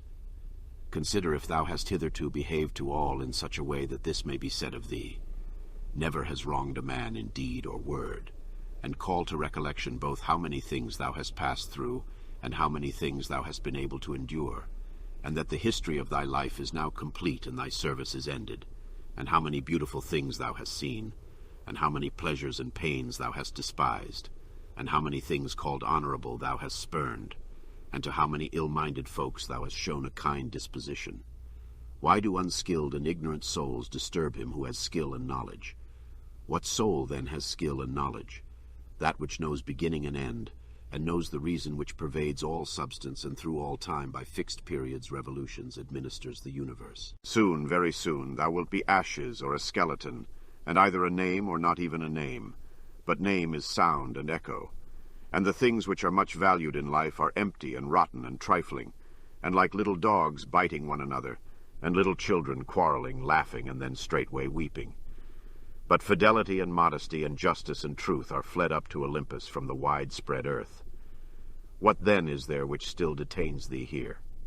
If the objects of sense are easily changed and never stand still, and the organs of perception are dull and easily receive false impressions, and the poor soul itself is an exhalation from blood. But to have good repute amidst such a world as this is an empty thing. Why then dost thou not wait in tranquillity for thy end, whether it is extinction or removal to another state? And until that time comes, what is sufficient? Why, what else than to venerate the gods and bless them, and to do good to men, and to practice tolerance and self-restraint? But as to everything which is beyond the limits of the poor flesh and breath, to remember that this is neither thine, nor in thy power. Thou canst pass thy life in an equable flow of happiness, if thou canst go by the right way, and think and act in the right way. These two things are common both to the soul of God and to the soul of man, and to the soul of every rational being, not to be hindered by another, and to hold good to consist in the disposition to justice and the practice of it, and in this to let thy desire find its termination. If this is neither my own badness, nor an effect of my own badness, and the common weal is not injured, why am I troubled about it? And what is the harm to the common weal? Do not be carried along inconsiderately by the appearance of things, but give help to all according to thy ability and their fitness. And if they should have sustained loss in matters which are indifferent, do not imagine this to be a damage, for it is a bad habit. But as the old man, when he went away, asked back his foster child's top, remembering that it was a top, so do thou in this case also. When thou art calling out on the rostra, hast thou forgotten, man, what these things are? Yes, but they are objects of great concern to these people. Wilt thou too then be made a fool for these things? I was once a fortunate man, but I lost it, I know not how. But fortunate means that a man has assigned to himself a good fortune, and a good fortune is good disposition of the soul, good emotions, good actions. Book 6. The substance of the universe is obedient and compliant, and the reason which governs it has in itself no cause for doing evil, for it has no malice, nor does it do evil to anything, nor is anything harmed by it. But all things are made and perfected according to this reason. Let it make no difference to thee whether thou art cold or warm, if thou art doing thy duty, and whether thou art drowsy or satisfied with sleep, and whether ill-spoken of or praised, and whether dying or doing something else. For it is one of the acts of life, this act by which we die. It is sufficient then in this act also to do well what we have in hand. Look within. Let neither the peculiar quality of anything nor its value escape thee. All existing things soon change, and they will either be reduced to vapor, if indeed all substance is one, or they will be dispersed. The reason which governs knows what its own disposition is, and what it does, and on what material it works. The best way of avenging thyself is not to become like the wrong-doer. Take pleasure in one thing and rest in it, in passing from one social act to another social act, thinking of God. The ruling principle is that which rouses and turns itself, and while it makes itself such as it is and such as it wills to be, it also makes everything which happens appear to itself to be such as it wills.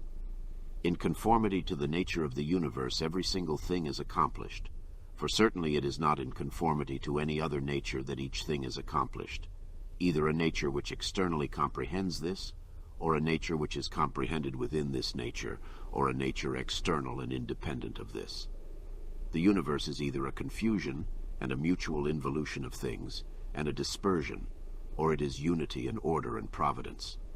If then it is the former, why do I desire to tarry in a fortuitous combination of things in such a disorder? And why do I care about anything else than how I shall at last become earth? And why am I disturbed? For the dispersion of my elements will happen whatever I do. But if the other supposition is true, I venerate, and I am firm, and I trust in him who governs. When thou hast been compelled by circumstances to be disturbed in a manner, quickly return to thyself, and do not continue out of tune longer than the compulsion lasts, for thou wilt have more mastery over the harmony by continually recurring to it. If thou hadst a stepmother and a mother at the same time, thou wouldst be dutiful to thy stepmother, but still thou wouldst constantly return to thy mother. Let the court and philosophy now be to thee stepmother and mother. Return to philosophy frequently and repose in her, through whom what thou meetest with in the court appears to thee tolerable, and thou appearest tolerable in the court.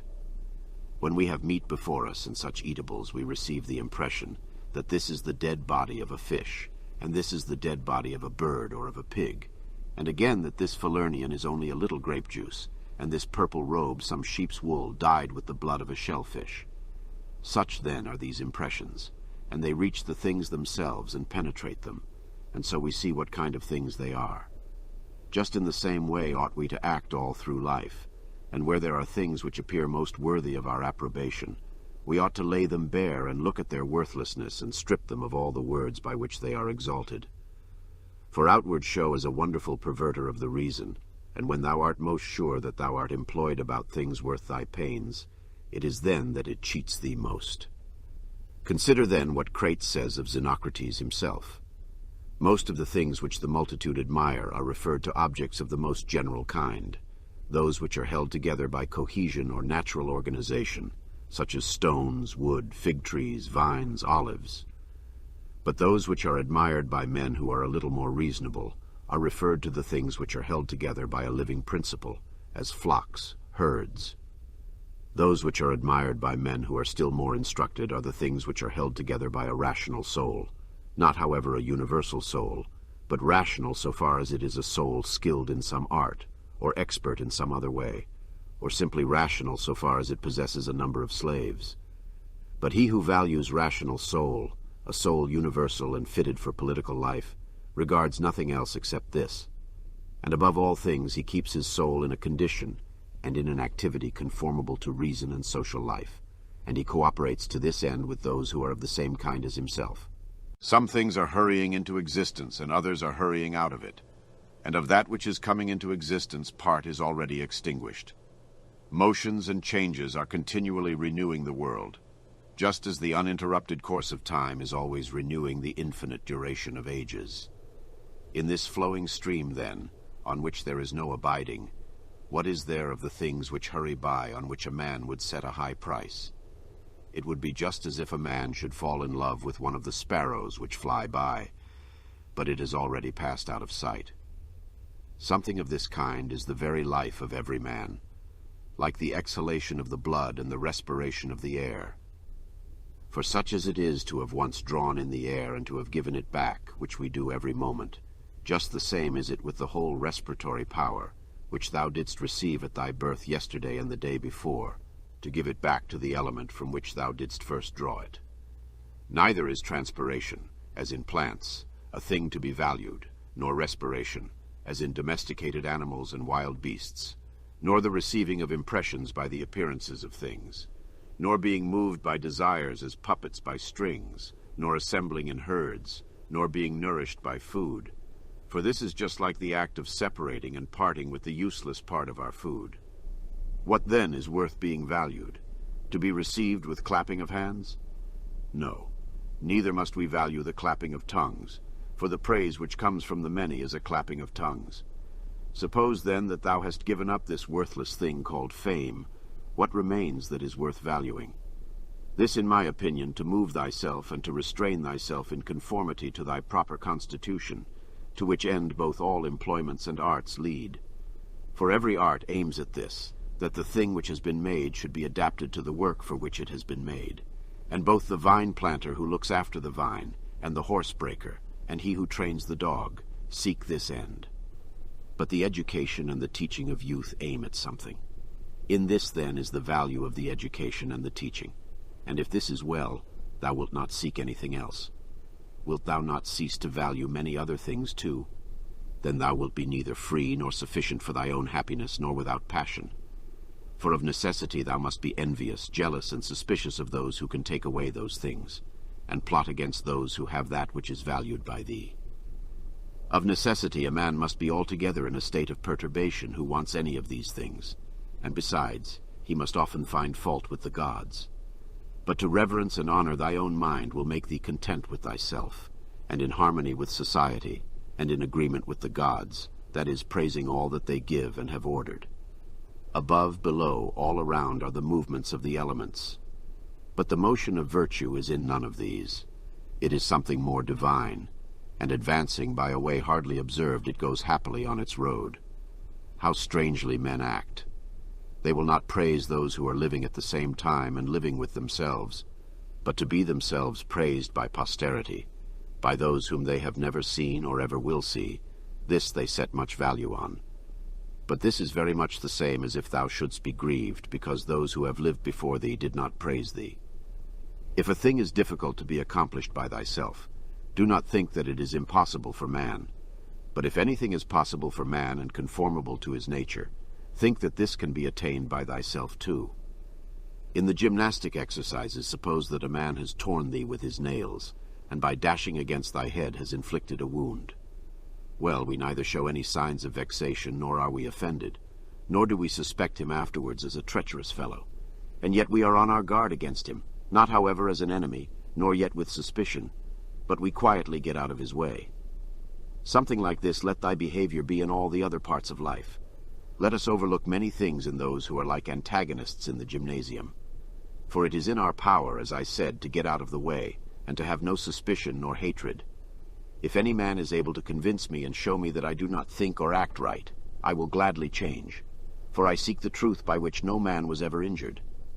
but he is injured who abides in his error and ignorance. I do my duty. Other things trouble me not, for they are either things without life, or things without reason, or things that have rambled and know not the way. As to the animals which have no reason, and generally all things and objects, do thou, since thou hast reason and they have none, make use of them with a generous and liberal spirit. But towards human beings, as they have reason, behave in a social spirit. And on all occasions call on the gods, and do not perplex thyself about the length of time in which thou shalt do this, for even 3 hours so spent are sufficient. Alexander the Macedonian and his groom by death were brought to the same state, for either they were received among the same seminal principles of the universe, or they were alike dispersed among the atoms. Consider how many things in the same indivisible time take place in each of us, things which concern the body and things which concern the soul. And so thou wilt not wonder if many more things, or rather all things which come into existence in that which is the one and all, which we call cosmos, exist in it at the same time. If any man should propose to thee the question, how the name Antoninus is written, wouldst thou with a straining of the voice utter each letter? What then if they grow angry? Wilt thou be angry too? Wilt thou not go on with composure and number every letter? Just so then in this life also remember that every duty is made up of certain parts.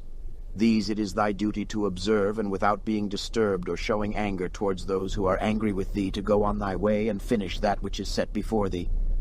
How cruel it is not to allow men to strive after the things which appear to them to be suitable to their nature and profitable. And yet in a manner thou dost not allow them to do this, when thou art vexed because they do wrong. For they are certainly moved towards things because they suppose them to be suitable to their nature and profitable to them. But it is not so. Teach them then, and show them without being angry. Death is a cessation of the impressions through the senses, and of the pulling of the strings which move the appetites, and of the discursive movements of the thoughts, and of the service to the flesh. It is a shame for the soul to be first to give way in this life, when thy body does not give way. Take care that thou art not made into a Caesar, that thou art not dyed with this dye, for such things happen. Keep thyself then simple, good, pure, serious, free from affectation, a friend of justice, a worshipper of the gods, kind, affectionate, strenuous in all proper acts. Strive to continue to be such as philosophy wished to make thee, reverence the gods and help men, short is life. There is only one fruit of this terrene life, a pious disposition and social acts. Do everything as a disciple of Antoninus.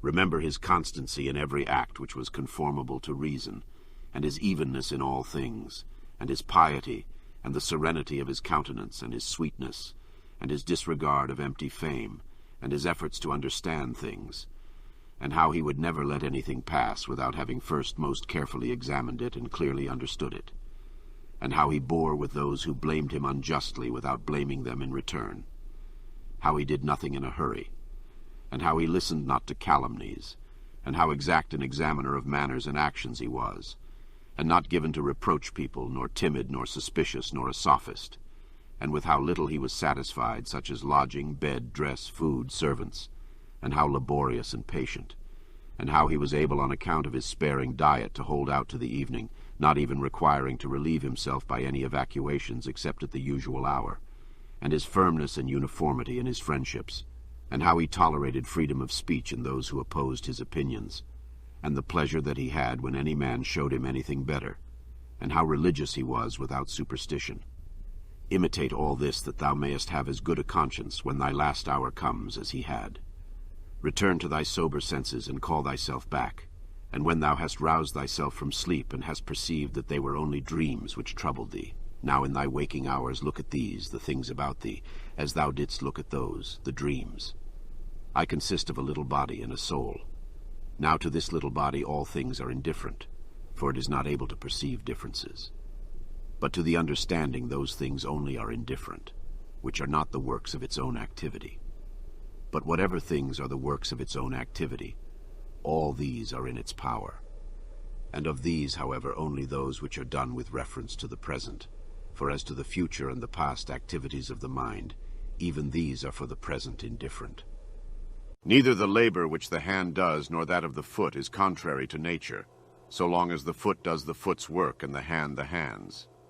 So then neither to a man as a man is his labor contrary to nature, so long as it does the things of a man. But if the labor is not contrary to his nature, neither is it an evil to him. How many pleasures have been enjoyed by robbers, patricides, tyrants? Dost thou not see how the handicraftsmen accommodate themselves up to a certain point to those who are not skilled in their craft? Nevertheless, they cling to the reason, the principles of their art, and do not endure to depart from it. Is it not strange if the architect and the physician shall have more respect to the reason, the principles of their own arts, than man to his own reason, which is common to him and the gods? Asia, Europe are corners of the universe, all the sea a drop in the universe, Athos a little clod of the universe. All the present time is a point in eternity. All things are little, changeable, perishable. All things come from thence, from that universal ruling power, either directly proceeding or by way of sequence. And accordingly the lion's gaping jaws, and that which is poisonous, and every harmful thing as a thorn, as mud, are after products of the grand and beautiful. Do not then imagine that they are of another kind from that which thou dost venerate, but form a just opinion of the source of all. He who has seen present things has seen all, both everything which has taken place from all eternity, and everything which will be for time without end. For all things are of one kin and of one form. Frequently consider the connection of all things in the universe and their relation to one another. For in a manner all things are implicated with one another, and all in this way are friendly to one another. For one thing comes in order after another, and this is by virtue of the active movement and mutual conspiration and the unity of the substance. Adapt thyself to the things with which thy lot has been cast, and the men among whom thou hast received thy portion, love them, but do it truly, sincerely. Every instrument, tool, vessel, if it does that for which it has been made, is well, and yet he who made it is not there. But in the things which are held together by nature there is within, and there abides in them the power which made them. Wherefore the more is it fit to reverence this power, and to think that, if thou dost live and act according to its will, everything in thee is in conformity to intelligence. And thus also in the universe the things which belong to it are in conformity to intelligence. Whatever of the things which are not within thy power thou shalt suppose to be good for thee or evil. It must of necessity be that, if such a bad thing befall thee, or the loss of such a good thing, thou wilt blame the gods, and hate men too, those who are the cause of the misfortune or the loss, or those who are suspected of being likely to be the cause. And indeed we do much injustice, because we make a difference between these things. But if we judge only those things which are in our power to be good or bad, there remains no reason either for finding fault with God or standing in a hostile attitude to man. We are all working together to one end, some with knowledge and design, and others without knowing what they do. As men also when they are asleep, of whom it is Heraclitus, I think, who says that they are laborers and cooperators in the things which take place in the universe. But men cooperate after different fashions, and even those cooperate abundantly, who find fault with what happens, and those who try to oppose it and to hinder it. For the universe had need even of such men as these. It remains then for thee to understand among what kind of workmen thou placest thyself. For he who rules all things will certainly make a right use of thee, and he will receive thee among some part of the cooperators, and of those whose labors conduce to one end. But be not thou such a part as the mean and ridiculous verse in the play, which Chrysippus speaks of. Does the sun undertake to do the work of the rain, or Aesculapius the work of the fruit-bearer, the earth? And how is it with respect to each of the stars? Are they not different, and yet they work together to the same end? If the gods have determined about me and about the things which must happen to me, they have determined well, for it is not easy even to imagine a deity without forethought. And as to doing me harm, why should they have any desire towards that? For what advantage would result to them from this or to the whole, which is the special object of their providence? But if they have not determined about me individually, they have certainly determined about the whole at least, and the things which happen by way of sequence in this general arrangement I ought to accept with pleasure and to be content with them. But if they determine about nothing, which it is wicked to believe, or if we do believe it, let us neither sacrifice nor pray nor swear by them, nor do anything else which we do as if the gods were present and lived with us. But if, however, the gods determine about none of the things which concern us, I am able to determine about myself, and I can inquire about that which is useful, and that is useful to every man which is conformable to his own constitution and nature. But my nature is rational and social, and my city and country, so far as I am Antoninus, is Rome, but so far as I am a man, it is the world. The things, then, which are useful to these cities are alone useful to me. Whatever happens to every man, this is for the interest of the universal. This might be sufficient. But further thou wilt observe this also as a general truth, if thou dost observe that whatever is profitable to any man is profitable also to other men. But let the word profitable be taken here in the common sense as said of things of the middle kind, neither good nor bad. As it happens to thee in the amphitheater and such places, that the continual sight of the same things and the uniformity make the spectacle wearisome, so it is in the whole of life. For all things above, below, are the same and from the same. How long, then? Think continually that all kinds of men and of all kinds of pursuits and of all nations are dead, so that thy thoughts come down even to Philistian and Phoebus and Oreganian. Now turn thy thoughts to the other kinds of men. To that place then we must remove, where there are so many great orators and so many noble philosophers, Heraclitus, Pythagoras, Socrates, so many heroes of former days, and so many generals after them, and tyrants. Besides these, Eudoxus, Hipparchus, Archimedes, and other men of acute natural talents, great minds, lovers of labor, versatile, confident, mockers even of the perishable and ephemeral life of man, as Menippus and such as are like him. As to all these, consider that they have long been in the dust. What harm, then, is this to them, and what to those whose names are altogether unknown?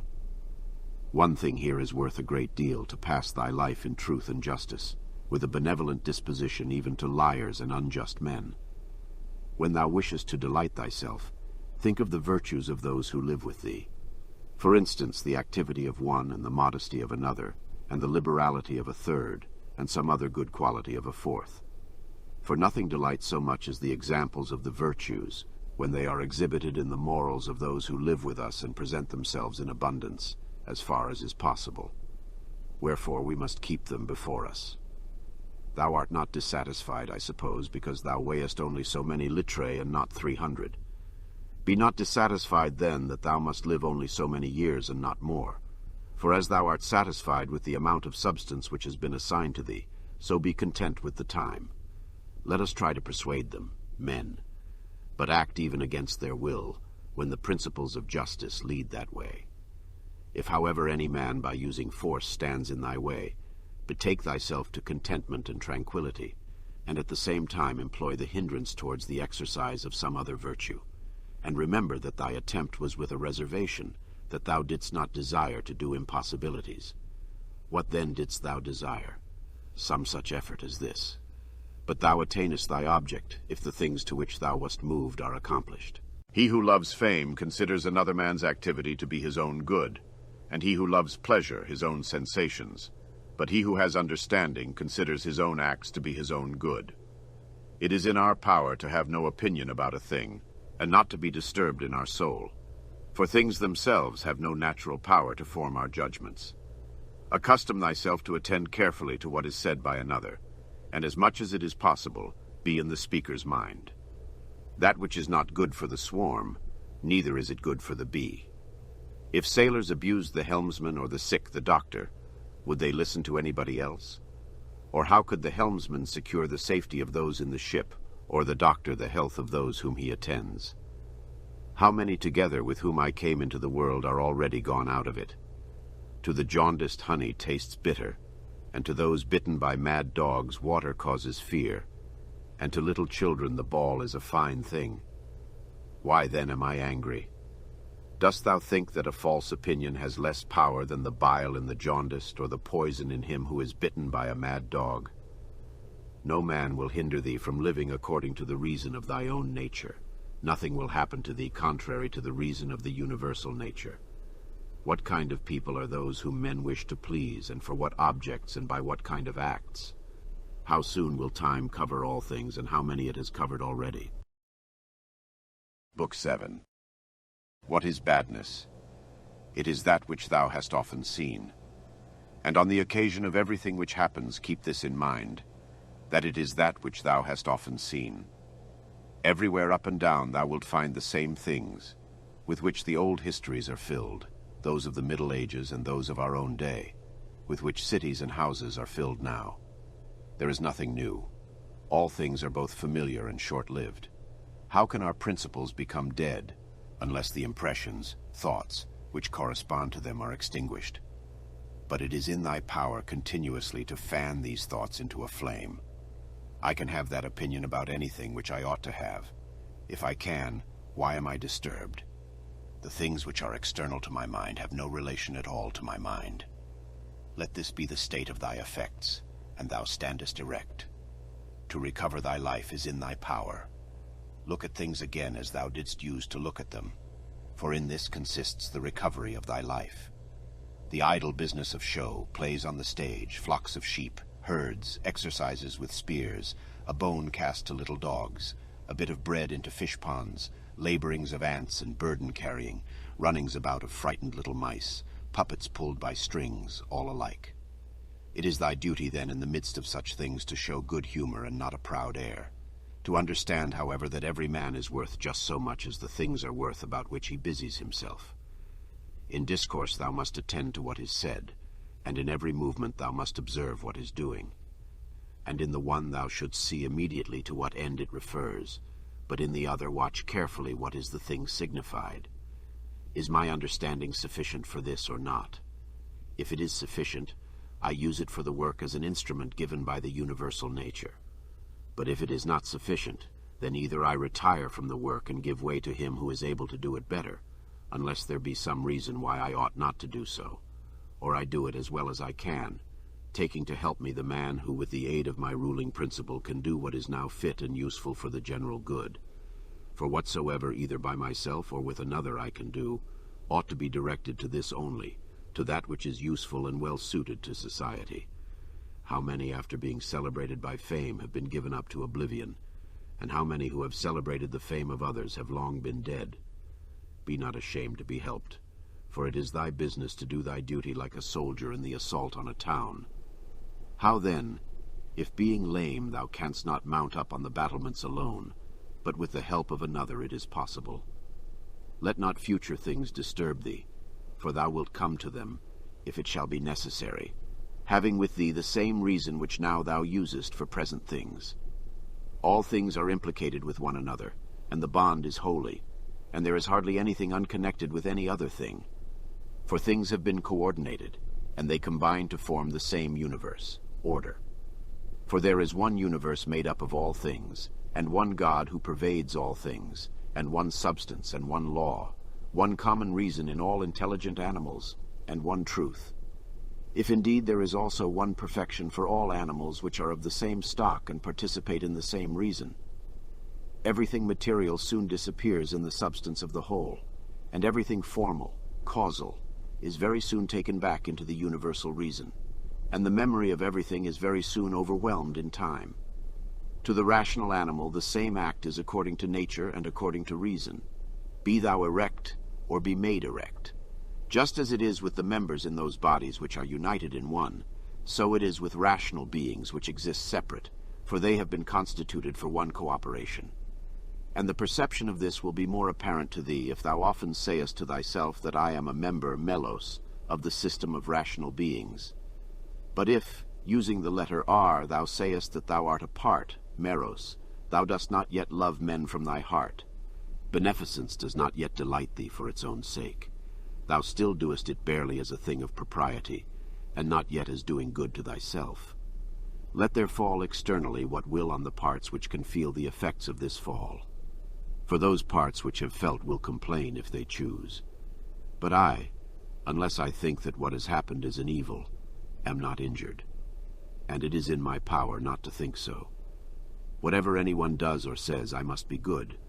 Just as if the gold or the emerald or the purple were always saying this, whatever anyone does or says, I must be emerald and keep my color.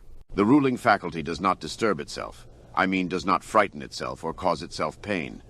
But if anyone else can frighten or pain it, let him do so. For the faculty itself will not by its own opinion turn itself into such ways. Let the body itself take care, if it can, that is, suffer nothing, and let it speak, if it suffers.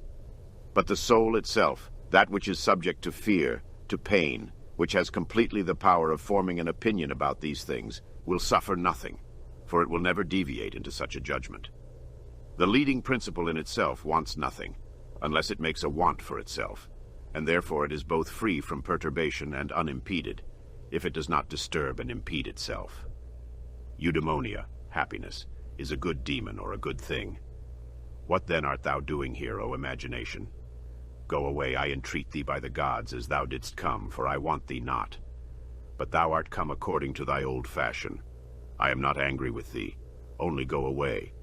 Is any man afraid of change? Why, what can take place without change? What then is more pleasing or more suitable to the universal nature? And canst thou take a bath unless the wood undergoes a change? And canst thou be nourished unless the food undergoes a change? And can anything else that is useful be accomplished without change? Dost thou not see then that for thyself also to change is just the same and equally necessary for the universal nature? Through the universal substance, as through a furious torrent, all bodies are carried, being by their nature united with and cooperating with the whole, as the parts of our body with one another. How many a Chrysippus, how many a Socrates, how many an Epictetus has time already swallowed up? And let the same thought occur to thee with reference to every man and thing. One thing only troubles me, lest I should do something which the constitution of man does not allow, or in the way which it does not allow, or what it does not allow now. Near is thy forgetfulness of all things, and near the forgetfulness of thee by all. It is peculiar to man to love even those who do wrong. And this happens, if when they do wrong it occurs to thee that they are kinsmen, and that they do wrong through ignorance and unintentionally, and that soon both of you will die. And above all, that the wrongdoer has done thee no harm, for he has not made thy ruling faculty worse than it was before. The universal nature out of the universal substance, as if it were wax, now molds a horse, and when it has broken this up, it uses the material for a tree, then for a man, then for something else, and each of these things subsists for a very short time. But it is no hardship for the vessel to be broken up, just as there was none in its being fastened together. A scowling look is altogether unnatural. When it is often assumed, the result is that all comeliness dies away, and at last is so completely extinguished that it cannot be again lighted up at all. Try to conclude from this very fact that it is contrary to reason. For if even the perception of doing wrong shall depart, what reason is there for living any longer? Nature which governs the whole will soon change all things which thou seest, and out of their substance will make other things, and again other things from the substance of them, in order that the world may be ever new. When a man has done thee any wrong, immediately consider with what opinion about good or evil he has done wrong. For when thou hast seen this, thou wilt pity him, and wilt neither wonder nor be angry. For either thou thyself thinkest the same thing to be good that he does, or another thing of the same kind. It is thy duty then to pardon him. But if thou dost not think such things to be good or evil, thou wilt more readily be well disposed to him who is in error. Think not so much of what thou hast not, as of what thou hast, but of the things which thou hast select the best, and then reflect how eagerly they would have been sought, if thou hadst them not. At the same time, however, take care that thou dost not, through being so pleased with them, accustom thyself to overvalue them, so as to be disturbed if ever thou shouldst not have them. Retire into thyself. The rational principle which rules has this nature, that it is content with itself when it does what is just, and so secures tranquility. Wipe out the imagination. Stop the pulling of the strings. Confine thyself to the present. Understand well what happens either to thee or to another. Divide and distribute every object into the causal, formal, and the material. Think of thy last hour. Let the wrong which is done by a man stay there where the wrong was done. Another may be more expert in casting his opponent, but he is not more social, nor more modest, nor better disciplined to meet all that happens, nor more considerate with respect to the faults of his neighbors. Where any work can be done conformably to the reason which is common to gods and men, there we have nothing to fear. For where we are able to get profit by means of the activity which is successful and proceeds according to our constitution, there no harm is to be suspected. Everywhere and at all times it is in thy power piously to acquiesce in thy present condition, and to behave justly to those who are about thee, and to exert thy skill upon thy present thoughts, that nothing shall steal into them without being well examined. Do not look around thee to discover other men's ruling principles, but look straight to this, to what nature leads thee, both the universal nature through the things which happen to thee, and thy own nature through the acts which must be done by thee. But every being ought to do that which is according to its constitution, and all other things have been constituted for the sake of rational beings, just as among irrational things the inferior for the sake of the superior, but the rational for the sake of one another. The prime principle, then, in man's constitution is the social, and the second is not to yield to the persuasions of the body, for it is the peculiar office of the rational and intelligent motion to circumscribe itself, and never to be overpowered either by the motion of the senses or of the appetites, for both are animal. But the intelligent motion claims superiority and does not permit itself to be overpowered by the others, and with good reason, for it is formed by nature to use all of them. The third thing in the rational constitution is freedom from error and from deception. Let then the ruling principle holding fast to these things go straight on, and it has what is its own. Consider thyself to be dead, and to have completed thy life up to the present time, and live according to nature the remainder which is allowed thee. Love that only which happens to thee and is spun with the thread of thy destiny. For what is more suitable? In everything which happens keep before thy eyes those to whom the same things happened, and how they were vexed and treated them as strange things and found fault with them. And now where are they? Nowhere. Why then dost thou too choose to act in the same way? And why dost thou not leave these agitations which are foreign to nature, to those who cause them and those who are moved by them? And why art thou not altogether intent upon the right way of making use of the things which happen to thee? For then thou wilt use them well, and they will be a material for thee to work on. Only attend to thyself, and resolve to be a good man in every act which thou doest. And remember, look within. Within is the fountain of good, and it will ever bubble up, if thou wilt ever dig. The body ought to be compact, and to show no irregularity either in motion or attitude. For what the mind shows in the face by maintaining in it the expression of intelligence and propriety, that ought to be required also in the whole body. But all of these things should be observed without affectation. The art of life is more like the wrestler's art than the dancer's, in respect of this, that it should stand ready and firm to meet onsets which are sudden and unexpected. Constantly observe who those are whose approbation thou wishest to have, and what ruling principles they possess. For then thou wilt neither blame those who offend involuntarily, nor wilt thou want their approbation, if thou lookest to the sources of their opinions and appetites. Every soul, the philosopher says, is involuntarily deprived of truth.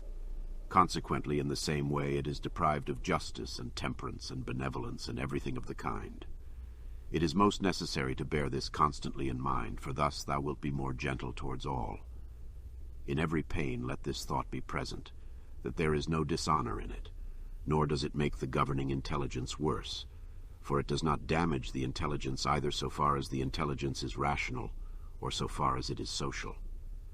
Indeed, in the case of most pains, let this remark of Epicurus aid thee, that pain is neither intolerable nor everlasting, if thou bearest in mind that it has its limits, and if thou addest nothing to it in imagination.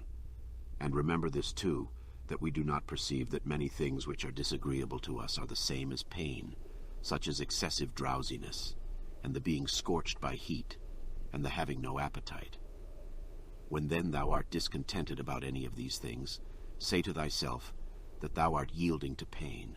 Take care not to feel towards the inhuman, as they feel towards men. How do we know if Telauges was not superior in character to Socrates? For it is not enough that Socrates died a more noble death, and disputed more skillfully with the sophists, and passed the night in the cold with more endurance, and that when he was bid to arrest Leon of Salamis, he considered it more noble to refuse, and that he walked in a swaggering way in the streets, though as to this fact one may have great doubts if it was true. But we ought to inquire what kind of a soul it was that Socrates possessed, and if he was able to be content with being just towards men and pious towards the gods, neither idly vexed on account of men's villainy, nor yet making himself a slave to any man's ignorance, nor receiving as strange anything that fell to his share out of the universal, nor enduring it as intolerable, nor allowing his understanding to sympathize with the effects of the miserable flesh. Nature has not so mingled the intelligence with the composition of the body, as not to have allowed thee the power of circumscribing thyself, and of bringing under subjection to thyself all that is thy own. For it is very possible to be a divine man, and to be recognized as such by no one. Always bear this in mind. And another thing, too, that very little indeed is necessary for living a happy life. And because thou hast despaired of becoming a dialectician and skilled in the knowledge of nature, do not for this reason renounce the hope of being both free and modest and social and obedient to God.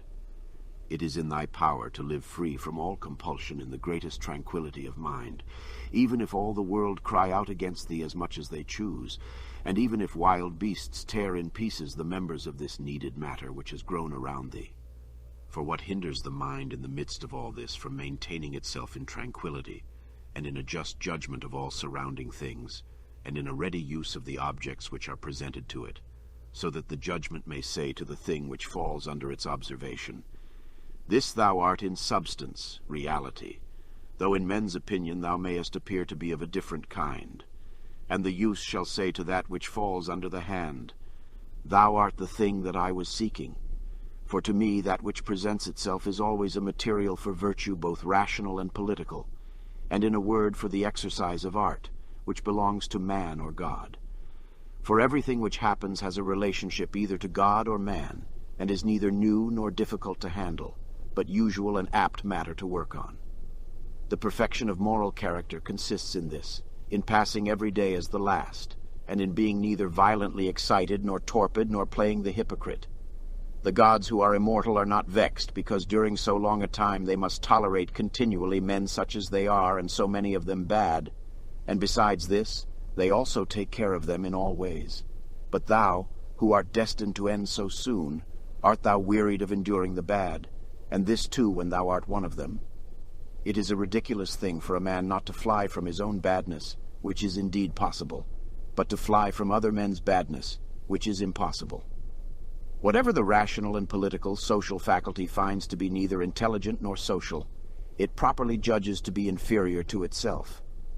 When thou hast done a good act and another has received it, why dost thou look for a third thing besides these, as fools do, either to have the reputation of having done a good act or to obtain a return? No man is tired of receiving what is useful, but it is useful to act according to nature. Do not then be tired of receiving what is useful by doing it to others. The nature of the An moved to make the universe. But now either everything that takes place comes by way of consequence or continuity, or even the chief things towards which the ruling power of the universe directs its own movement are governed by no rational principle. If this is remembered, it will make thee more tranquil in many things. Book 8. This reflection also tends to the removal of the desire of empty fame, that it is no longer in thy power to have lived the whole of thy life, or at least thy life from thy youth upwards, like a philosopher. But both to many others and to thyself it is plain that thou art far from philosophy. Thou hast fallen into disorder then, so that it is no longer easy for thee to get the reputation of a philosopher, and thy plan of life also opposes it. If then thou hast truly seen where the matter lies, throw away the thought, how thou shalt seem to others, and be content if thou shalt live the rest of thy life in such wise as thy nature wills. Observe then what it wills, and let nothing else distract thee. For thou hast had experience of many wanderings without having found happiness anywhere, not in syllogisms, nor in wealth, nor in reputation, nor in enjoyment, nor anywhere. Where is it then? In doing what man's nature requires. How then shall a man do this, if he has principles from which come his effects and his acts? What principles? Those which relate to good and bad, the belief that there is nothing good for man, which does not make him just, temperate, manly, free, and that there is nothing bad, which does not do the contrary to what has been mentioned. On the occasion of every act ask thyself, how is this with respect to me? Shall I repent of it? A little time and I am dead, and all is gone. What more do I seek, if what I am now doing is work of an intelligent living being, and a social being, and one who is under the same law with God. Alexander and Gaius and Pompeius, what are they in comparison with Diogenes and Heraclitus and Socrates? For they were acquainted with things, and their causes, forms, and their matter, and the ruling principles of these men were the same. But as to the others, how many things had they to care for, and to how many things were they slaves? Consider that men will do the same things nevertheless, even though thou shouldst burst. This is the chief thing. Be not perturbed, for all things are according to the nature of the universal, and in a little time thou wilt be nobody and nowhere like Hadrian and Augustus. In the next place, having fixed thy eyes steadily on thy business, look at it, and at the same time remembering that it is thy duty to be a good man, and what man's nature demands, do that without turning aside, and speak as it seems to thee most just. Only let it be with a good disposition, and with modesty, and without hypocrisy. The nature of the universal has this work to do, to remove to that place the things which are in this, to change them, to take them away hence, and to carry them there. All things are change, yet we need not fear anything new. All things are familiar to us, but the distribution of them still remains the same. Every nature is contented with itself when it goes on its way well, and a rational nature goes on its way well, when in its thoughts it assents to nothing false or uncertain, and when it directs its movements to social acts only, and when it confines its desires and aversions to the things which are in its power, and when it is satisfied with everything that is assigned to it by the common nature. For of this common nature every particular nature is a part, as the nature of the leaf is a part of the nature of the plant, except that in the plant the nature of the leaf is part of a nature which has not perception or reason, and is subject to be impeded. But the nature of man is part of a nature which is not subject to impediments, and is intelligent and just, since it gives to everything in equal portions and according to its worth, times, substance, cause, form, activity, and incident. But examine, not to discover that any one thing compared with any other single thing is equal in all respects, but by taking all the parts together of one thing, and comparing them with all the parts together of another. Thou hast not leisure or ability to read, but thou hast leisure or ability to check arrogance. Thou hast leisure to be superior to pleasure and pain. Thou hast leisure to be superior to love of fame, and not to be vexed at stupid and ungrateful people, nay, even to care for them. Let no man any longer hear thee finding fault with the court life or with thy own. Repentance is a kind of self-reproof for having neglected something useful. But that which is good must be something useful, and the perfect good man should look after it.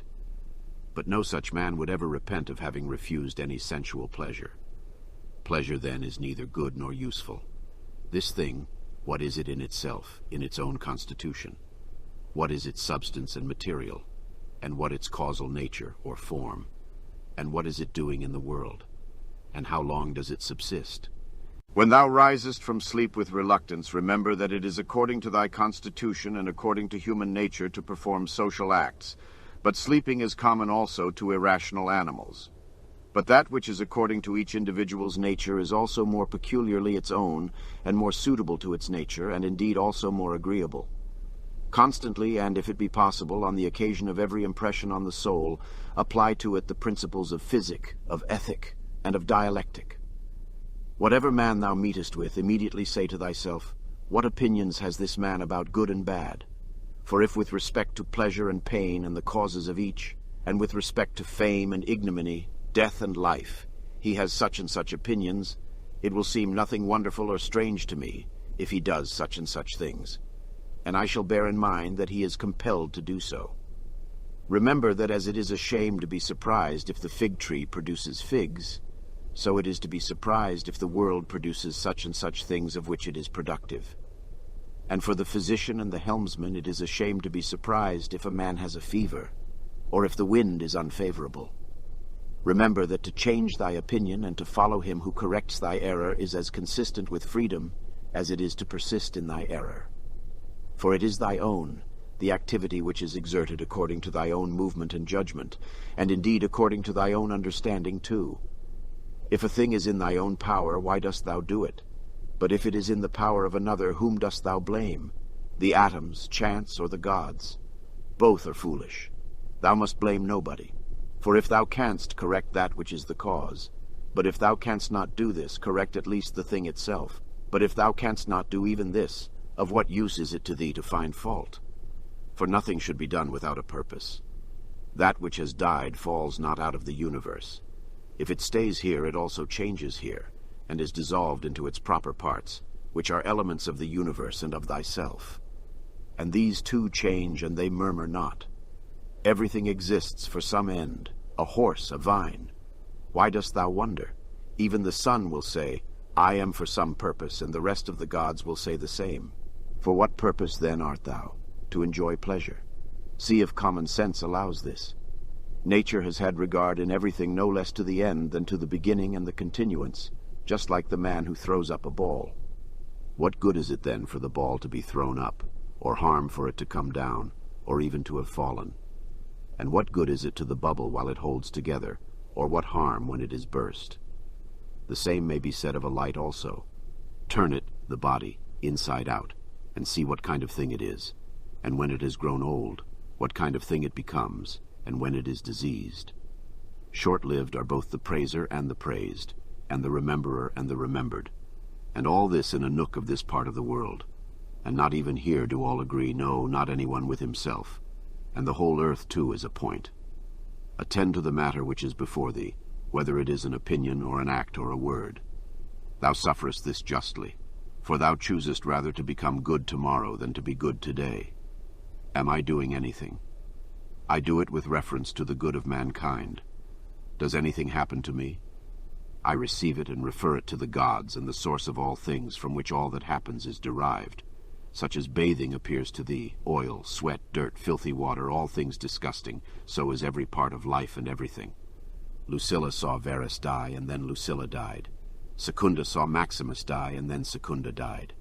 Epitincanus saw Diotimus die, and Epitincanus died. Antoninus saw Faustina die, and then Antoninus died. Such is everything. Celer saw Hadrian die, and then Celer died. And those sharp-witted men, either seers or men inflated with pride, where are they? For instance, the sharp-witted men, Charax and Demetrius the Platonist and Eudaemon, and anyone else like them, all ephemeral, dead long ago. Some indeed have not been remembered even for a short time, and others have become the heroes of fables, and again others have disappeared even from fables.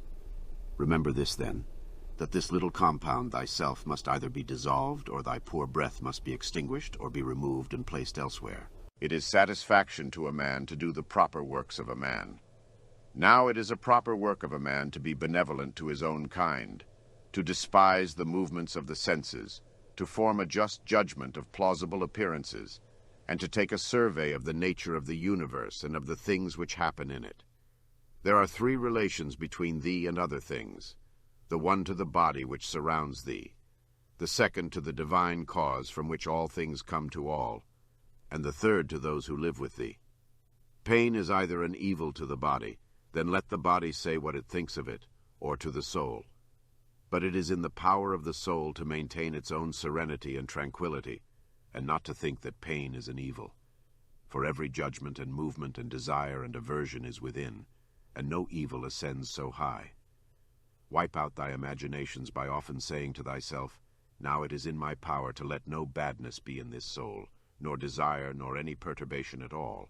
But looking at all things, I see what is their nature, and I use each according to its value. Remember this power which thou hast from nature. Speak both in the Senate and to every man, whoever he may be, appropriately, not with any affectation. Use plain discourse. Augustus's court, wife, daughter, descendants, ancestors, sister, Agrippa, kinsmen, intimates, friends, Arius, Maecenas, physicians, and sacrificing priests. The whole court is dead.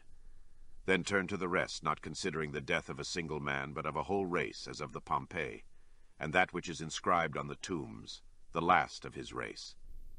Then consider what trouble those before them have had that they might leave a successor, and then, that of necessity, someone must be the last. Again here consider the death of a whole race. It is thy duty to order thy life well in every single act, and if every act does its duty as far as is possible, be content, and no one is able to hinder thee so that each act shall not do its duty. But something external will stand in the way.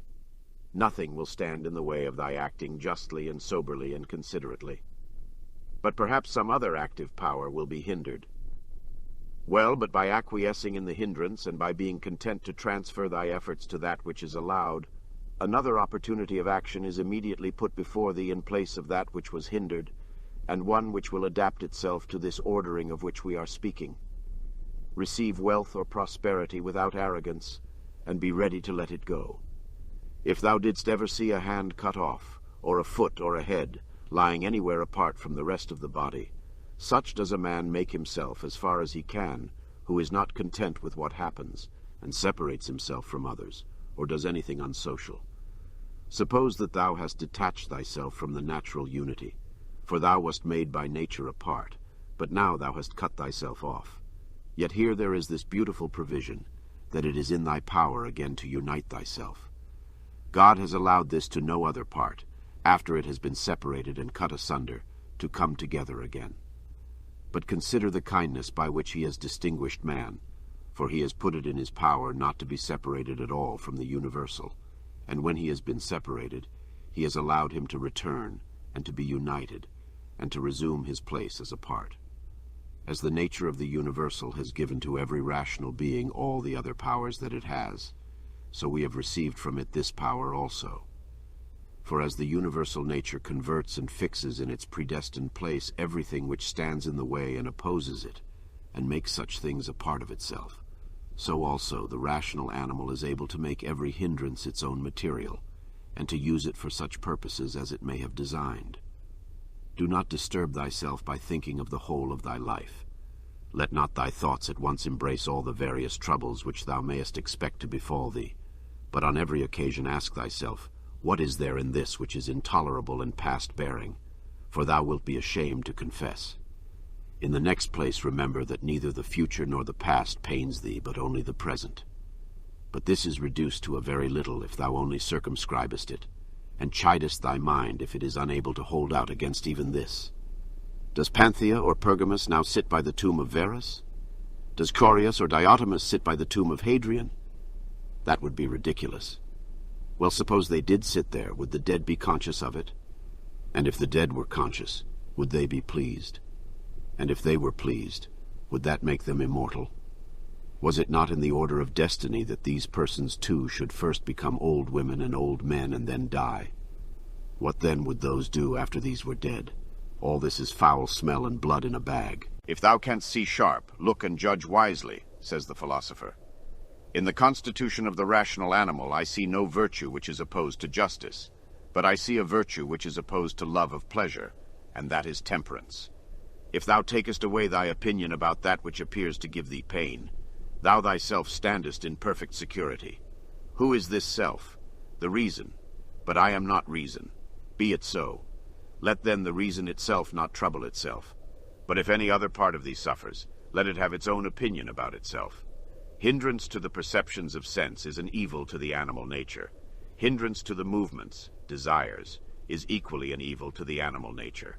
And something else also is equally an impediment and an evil to the constitution of plants. So then that which is a hindrance to the intelligence is an evil to the intelligent nature. Apply all these things then to thyself. Does pain or sensuous pleasure affect thee?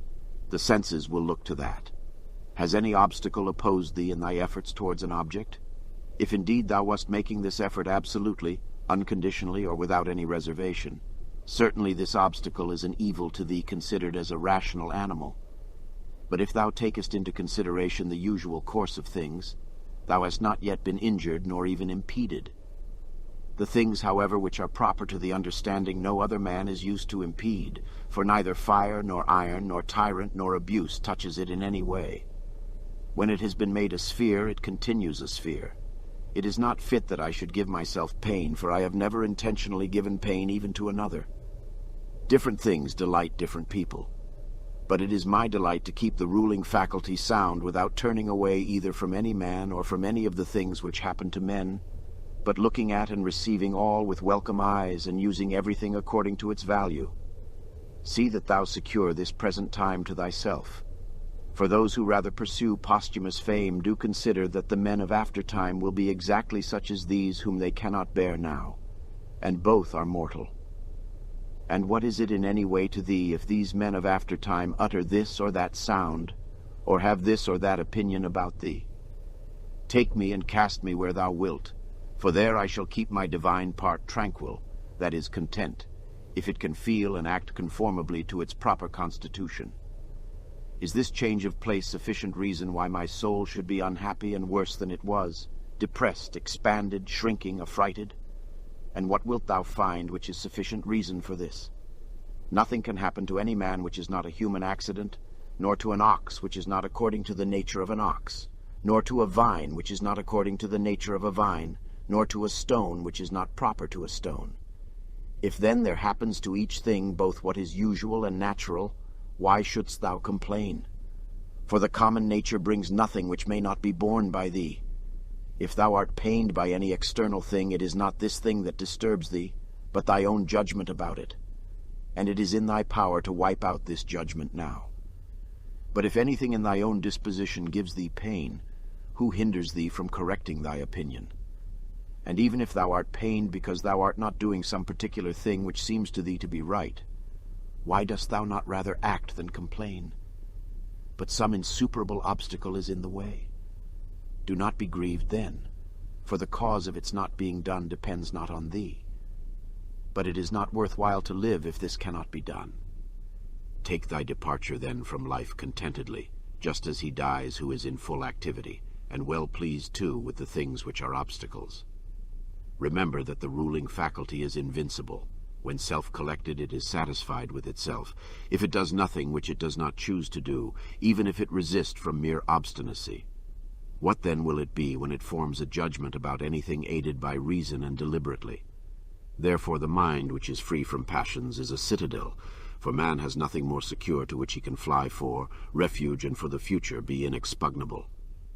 He then who has not seen this is an ignorant man, but he who has seen it and does not fly to this refuge is unhappy. Say nothing more to thyself than what the first appearances report. Suppose that it has been reported to thee that a certain person speaks ill of thee. This has been reported, but that thou hast been injured, that has not been reported. I see that my child is sick. I do see, but that he is in danger I do not see.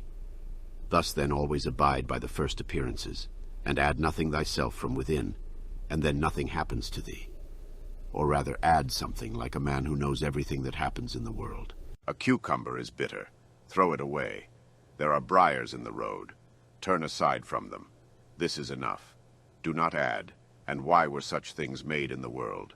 For thou wilt be ridiculed by a man who is acquainted with nature, as thou wouldst be ridiculed by a carpenter and shoemaker if thou didst find fault because thou seest in their workshop shavings and cuttings from the things which they make. And yet they have places into which they can throw these shavings and cuttings, and the universal nature has no external space.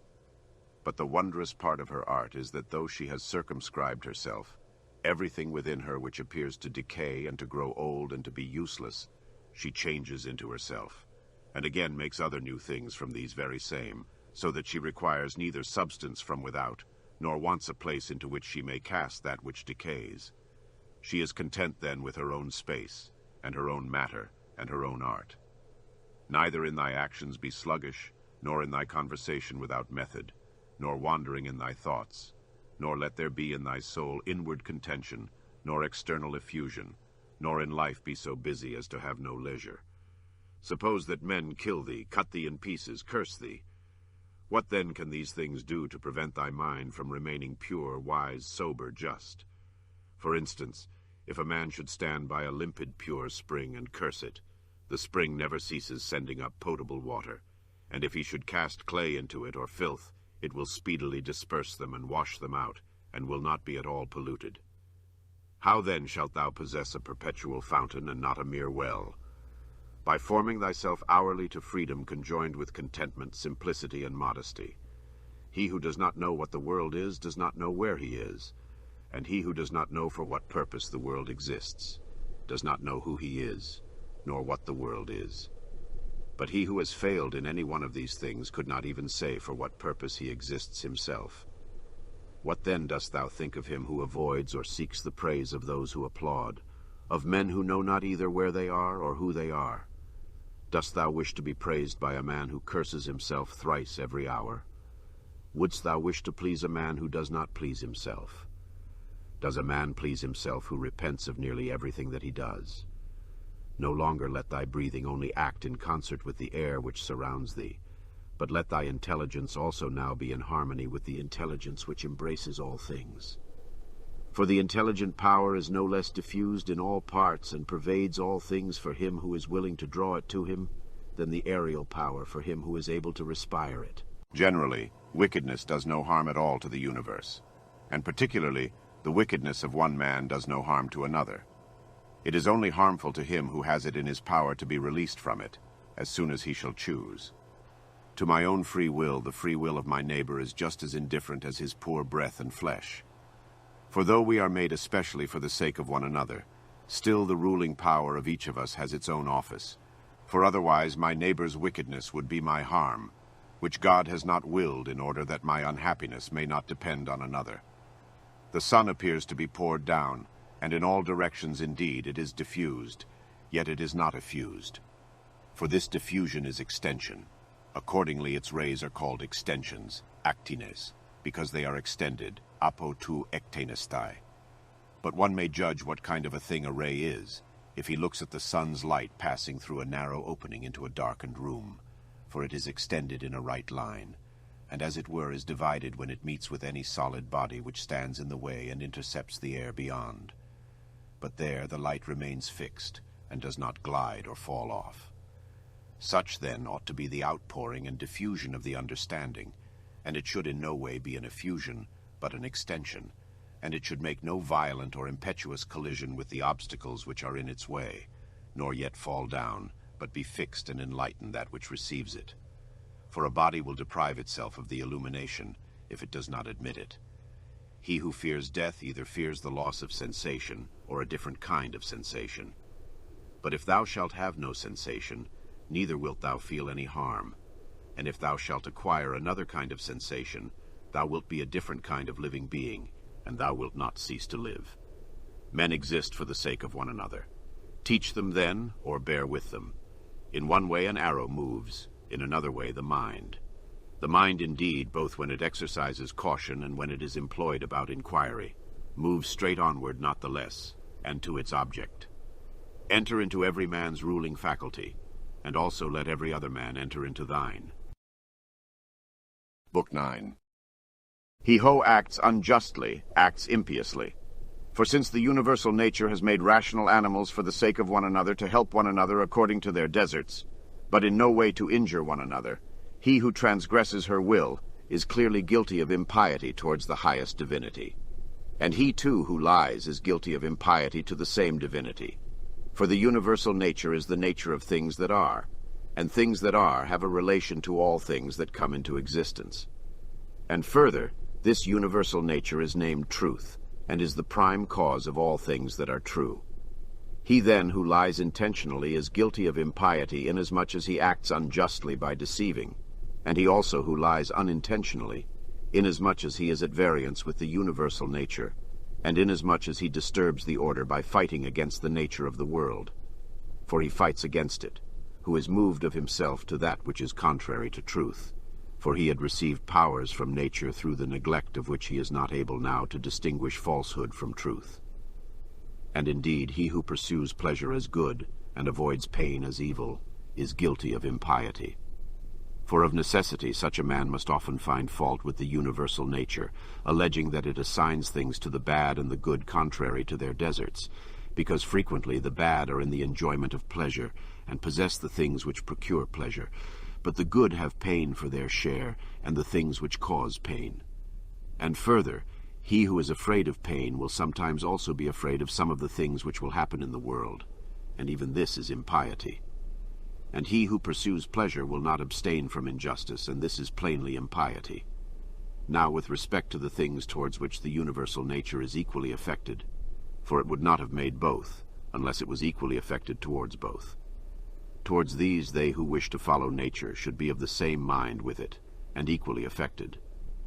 With respect to pain, then, and pleasure, or death and life, or honor and dishonor, which the universal nature employs equally, Whoever is not equally affected is manifestly acting impiously. And I say that the universal nature employs them equally, instead of saying that they happen alike to those who are produced in continuous series, and to those who come after them by virtue of a certain original movement of providence, according to which it moved from a certain beginning to this ordering of things, having conceived certain principles of the things which were to be, and having determined powers productive of beings and of changes and of such like successions. It would be a man's happiest lot to depart from mankind without having had any taste of lying and hypocrisy and luxury and pride. However, to breathe out one's life when a man has had enough of these things is the next best voyage, as the saying is. Hast thou determined to abide with vice, and has not experience yet induced thee to fly from this pestilence? For the destruction of the understanding is a pestilence, much more indeed than any such corruption and change of this atmosphere which surrounds us. For this corruption is a pestilence of animals so far as they are animals, but the other is a pestilence of men so far as they are men. Do not despise death, but be well content with it, since this too is one of those things which nature wills. For such as it is to be young and to grow old, and to increase and to reach maturity, and to have teeth and beard and gray hairs, and to beget, and to be pregnant and to bring forth, and all the other natural operations which the seasons of thy life bring, such also is dissolution. This then is consistent with the character of a reflecting man, to be neither careless nor impatient nor contemptuous with respect to death, but to wait for it as one of the operations of nature. As thou now waitest for the time when the child shall come out of thy wife's womb, so be ready for the time when thy soul shall fall out of this envelope. But if thou requirest also a vulgar kind of comfort which shall reach thy heart, thou wilt be made best reconciled to death by observing the objects from which thou art going to be removed, and the morals of those with whom thy soul will no longer be mingled. For it is no way right to be offended with men, but it is thy duty to care for them and to bear with them gently, and yet to remember that thy departure will be not from men who have the same principles as thyself. For this is the only thing, if there be any, which could draw us the contrary way and attach us to life, to be permitted to live with those who have the same principles as ourselves. But now thou seest how great is the trouble arising from the discordance of those who live together, so that thou mayest say, Come quick, O death, lest perchance I too should forget myself. He who does wrong against himself. He who acts unjustly to himself because he makes himself bad. He often acts unjustly who does not do a certain thing, not only he who does a certain thing. Thy present opinion founded on understanding, and thy present conduct directed to social good, and thy present disposition of contentment with everything which happens, that is enough. Wipe out imagination, check desire, extinguish appetite, keep the ruling faculty in its own power. Among the animals which have not reason, one life is distributed, but among reasonable animals one intelligent soul is distributed, just as there is one earth of all things which are of an earthy nature, and we see by one light and breathe one air, all of us that have the faculty of vision and all that have life.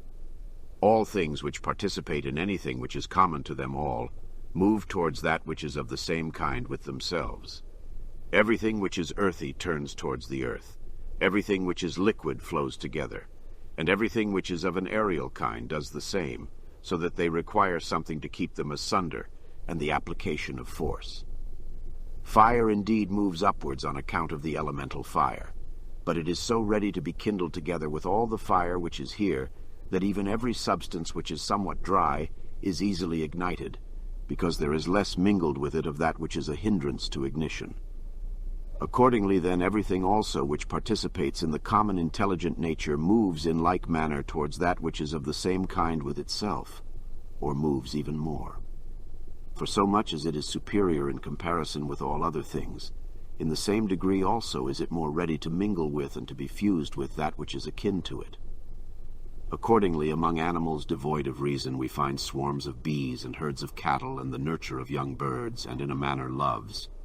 For even in animals there are souls, and that power which brings them together is seen to exert itself in the superior degree, and in such a way as never has been observed in plants, nor in stones, nor in trees.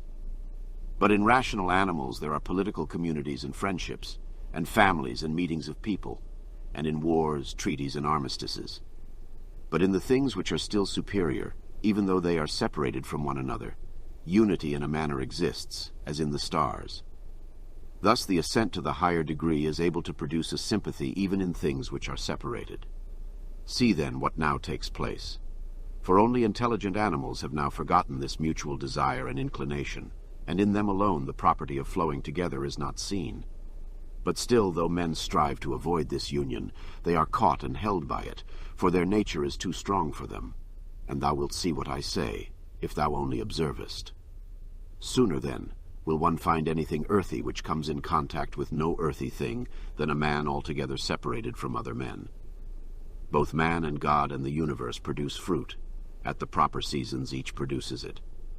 But if usage has especially fixed these terms to the vine and like things, this is nothing. Reason produces fruit both for all and for itself, and there are produced from it other things of the same kind as reason itself. If thou art able, correct by teaching those who do wrong. But if thou canst not, remember that indulgence is given to thee for this purpose, and the gods too are indulgent to such persons, and for some purposes they even help them to get health, wealth, reputation. So kind they are. And it is in thy power also, or say, who hinders thee? Labor not as one who is wretched, nor yet as one who would be pitied or admired, but direct thy will to one thing only, to put thyself in motion and to check thyself, as the social reason requires. Today I have got out of all trouble, or rather I have cast out all trouble, for it was not outside, but within and in my opinions. All things are the same, familiar in experience and ephemeral in time and worthless in the matter. Everything now is just as it was in the time of those whom we have buried. Things stand outside of us, themselves by themselves, neither knowing aught of themselves nor expressing any judgment. What is it, then, which does judge about them? The ruling faculty. Not in passivity, but in activity lie the evil and the good of the rational social animal, just as his virtue and his vice lie not in passivity, but in activity. For the stone which has been thrown up, it is no evil to come down, nor indeed any good to have been carried up. Penetrate inwards into men's leading principles, and thou wilt see what judges thou art afraid of, and what kind of judges they are of themselves. All things are changing, and thou thyself art in continuous mutation, and in a manner in continuous destruction, and the whole universe too. It is thy duty to leave another man's wrongful act there where it is. Termination of activity, cessation from movement and opinion, and in a sense their death, is no evil. Turn thy thoughts now to the consideration of thy life as a child, as a youth, thy manhood, thy old age, for in these also every change was a death. Is this anything to fear? Turn thy thoughts now to thy life under thy grandfather, then to thy life under thy mother, then to thy life under thy father. And as thou findest many other differences and changes and terminations, ask thyself, is this anything to fear? In like manner, then, neither are the termination and cessation and change of thy whole life a thing to be afraid of. Hasten to examine thy own ruling faculty and that of the universe and that of thy neighbor, thy own that thou mayest make it just, and that of the universe that thou mayest remember of what thou art a part, and that of thy neighbor that thou mayest know whether he has acted ignorantly or with knowledge, and that thou mayest also consider that his ruling faculty is akin to thine. As thou thyself art a component part of a social system, so let every act of thine be a component part of social life. Whatever act of thine, then, has no reference either immediately or remotely to a social end, this tears asunder thy life, and does not allow it to be one, and it is of the nature of a mutiny, just as when in a popular assembly a man acting by himself stands apart from the general agreement. Quarrels of little children and their sports, and poor spirits carrying about dead bodies, such is everything. And so what is exhibited in the representation of the mansions of the dead strikes our eyes more clearly. Examine into the quality of the form of an object, and detach it altogether from its material part, and then contemplate it. Then determine the time, the longest which a thing of this peculiar form is naturally made to endure. Thou hast endured infinite troubles through not being contented with thy ruling faculty, when it does the things which it is constituted by nature to do. But enough of this. When another blames thee or hates thee, or when men say about thee anything injurious, approach their poor souls, penetrate within, and see what kind of men they are. thou wilt discover that there is no reason to take any trouble that these men may have this or that opinion about thee. However, thou must be well disposed towards them, for by nature they are friends. And the gods too aid them in all ways, by dreams, by signs, towards the attainment of those things on which they set a value. The periodic movements of the universe are the same, up and down from age to age. And either the universal intelligence puts itself in motion for every separate effect, and if this is so, be thou content with that which is the result of its activity, or it puts itself in motion once, and everything else comes by way of sequence in a manner, or indivisible elements are the origin of all things. In a word, if there is a God, all is well, and if chance rules, do not thou also be governed by it. Soon will the earth cover us all, then the earth too will change, and the things also which result from change will continue to change forever, and these again forever. For if a man reflects on the changes and transformations which follow one another like wave after wave and their rapidity, he will despise everything which is perishable. The universal cause is like a winter torrent. It carries everything along with it. But how worthless are all these poor people who are engaged in matters political and, as they suppose, are playing the philosopher. All drivellers. Well then, man, do what nature now requires. Set thyself in motion if it is in thy power, and do not look about thee to see if anyone will observe it, nor yet expect Plato's Republic. But be content if the smallest thing goes on well, and consider such an event to be no small matter. For who can change men's opinions? And without a change of opinions, what else is there than the slavery of men who groan while they pretend to obey? Come now and tell me of Alexander and Philip and Demetrius of Phalerum. They themselves shall judge whether they discovered what the common nature required and trained themselves accordingly. But if they acted like tragedy heroes, no one has condemned me to imitate them. Simple and modest is the work of philosophy. Draw me not aside to indolence and pride. Look down from above on the countless herds of men and their countless solemnities, and the infinitely varied voyagings in storms and calms, and the differences among those who are born, who live together and die.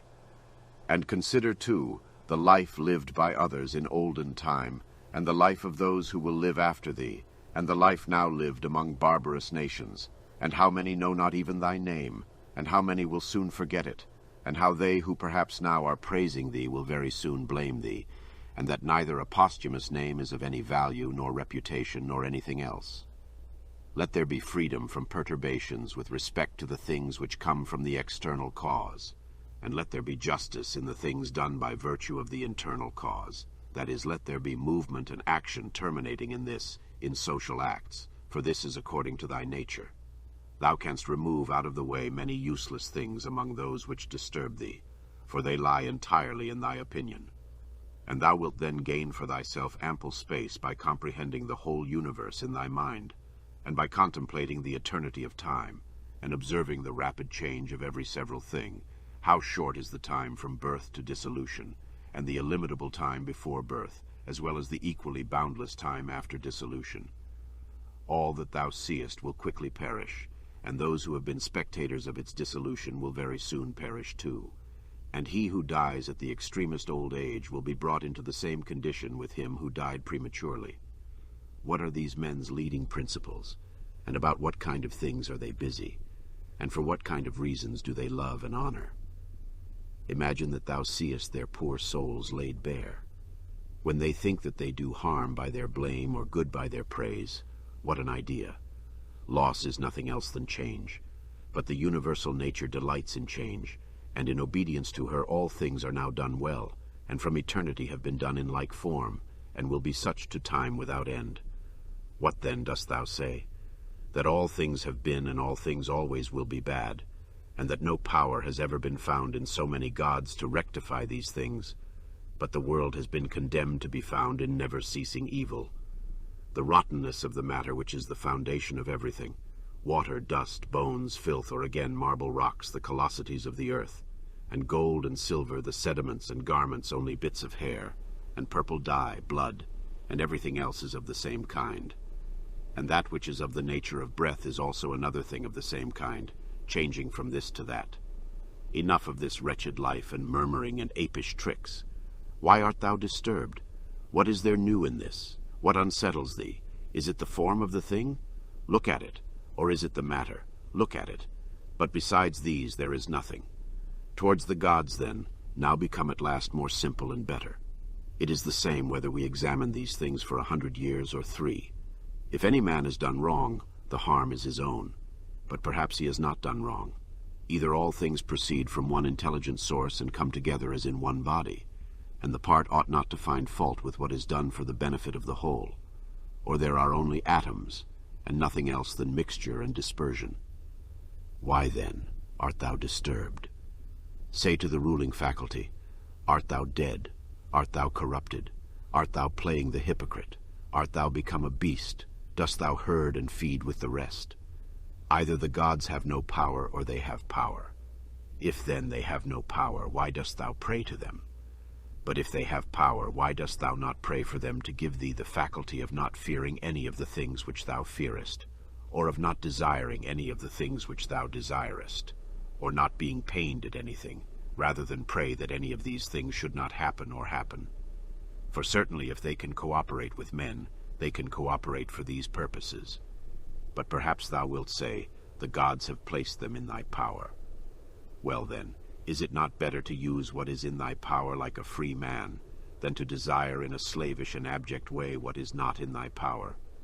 And who has told thee that the gods do not aid us even in the things which are in our power? Begin then to pray for such things, and thou wilt see. One man prays thus, how shall I be able to lie with that woman?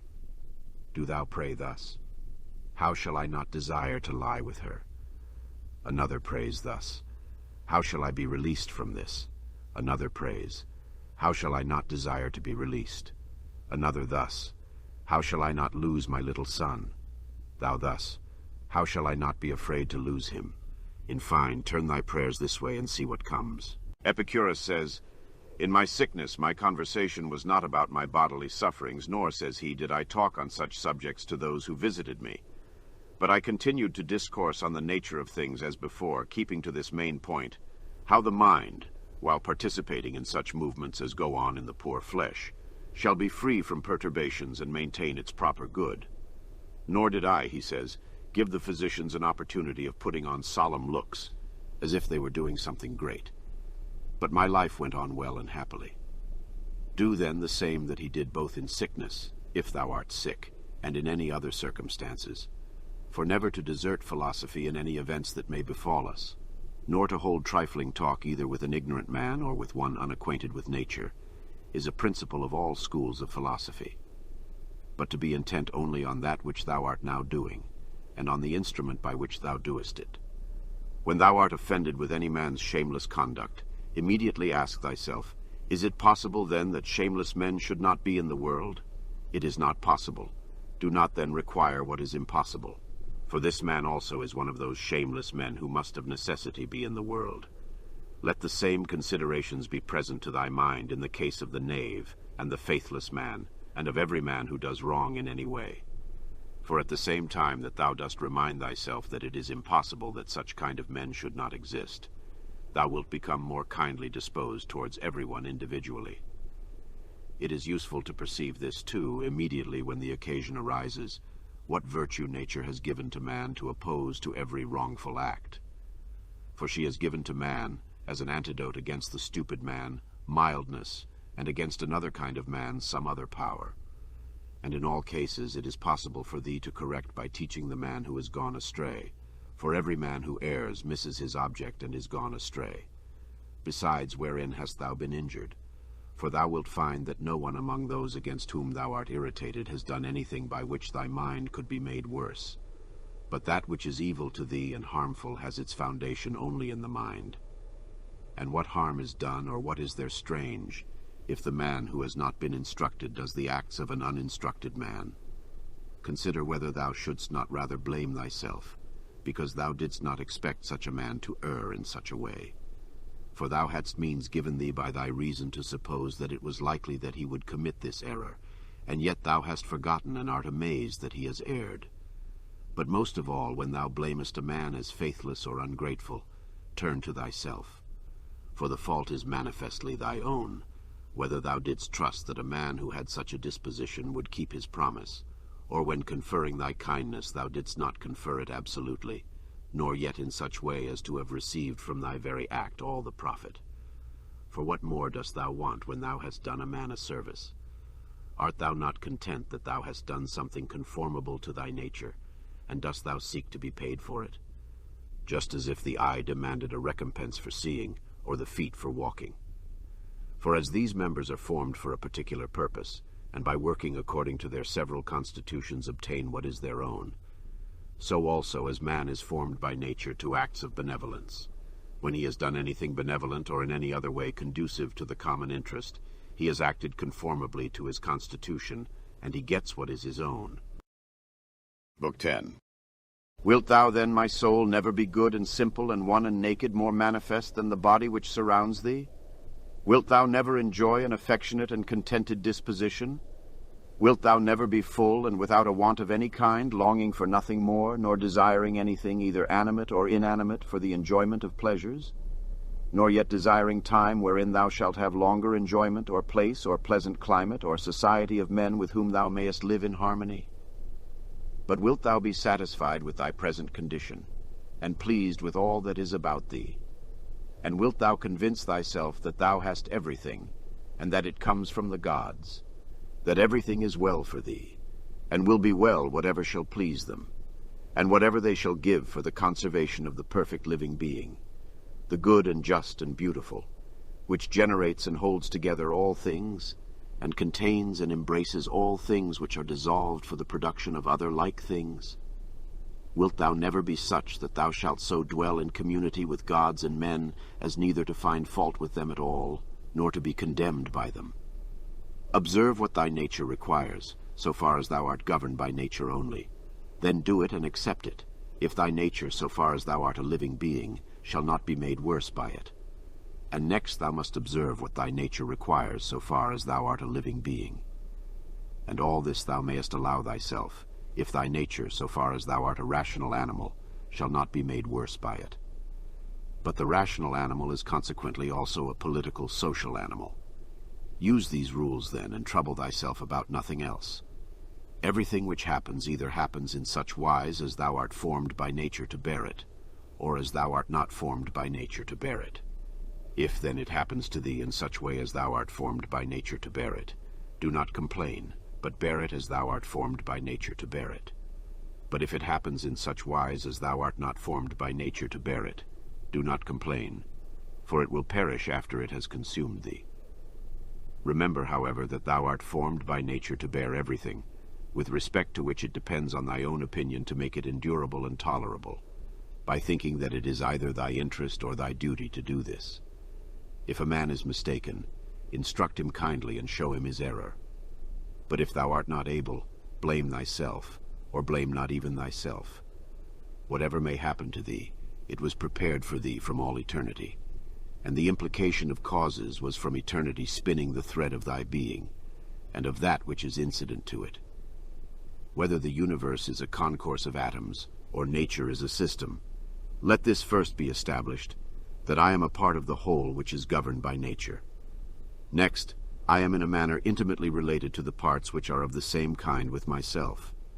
For remembering this, inasmuch as I am a part, I shall be discontented with none of the things which are assigned to me out of the whole, for nothing is injurious to the part, if it is for the advantage of the whole. For the whole contains nothing which is not for its advantage, and all natures indeed have this common principle.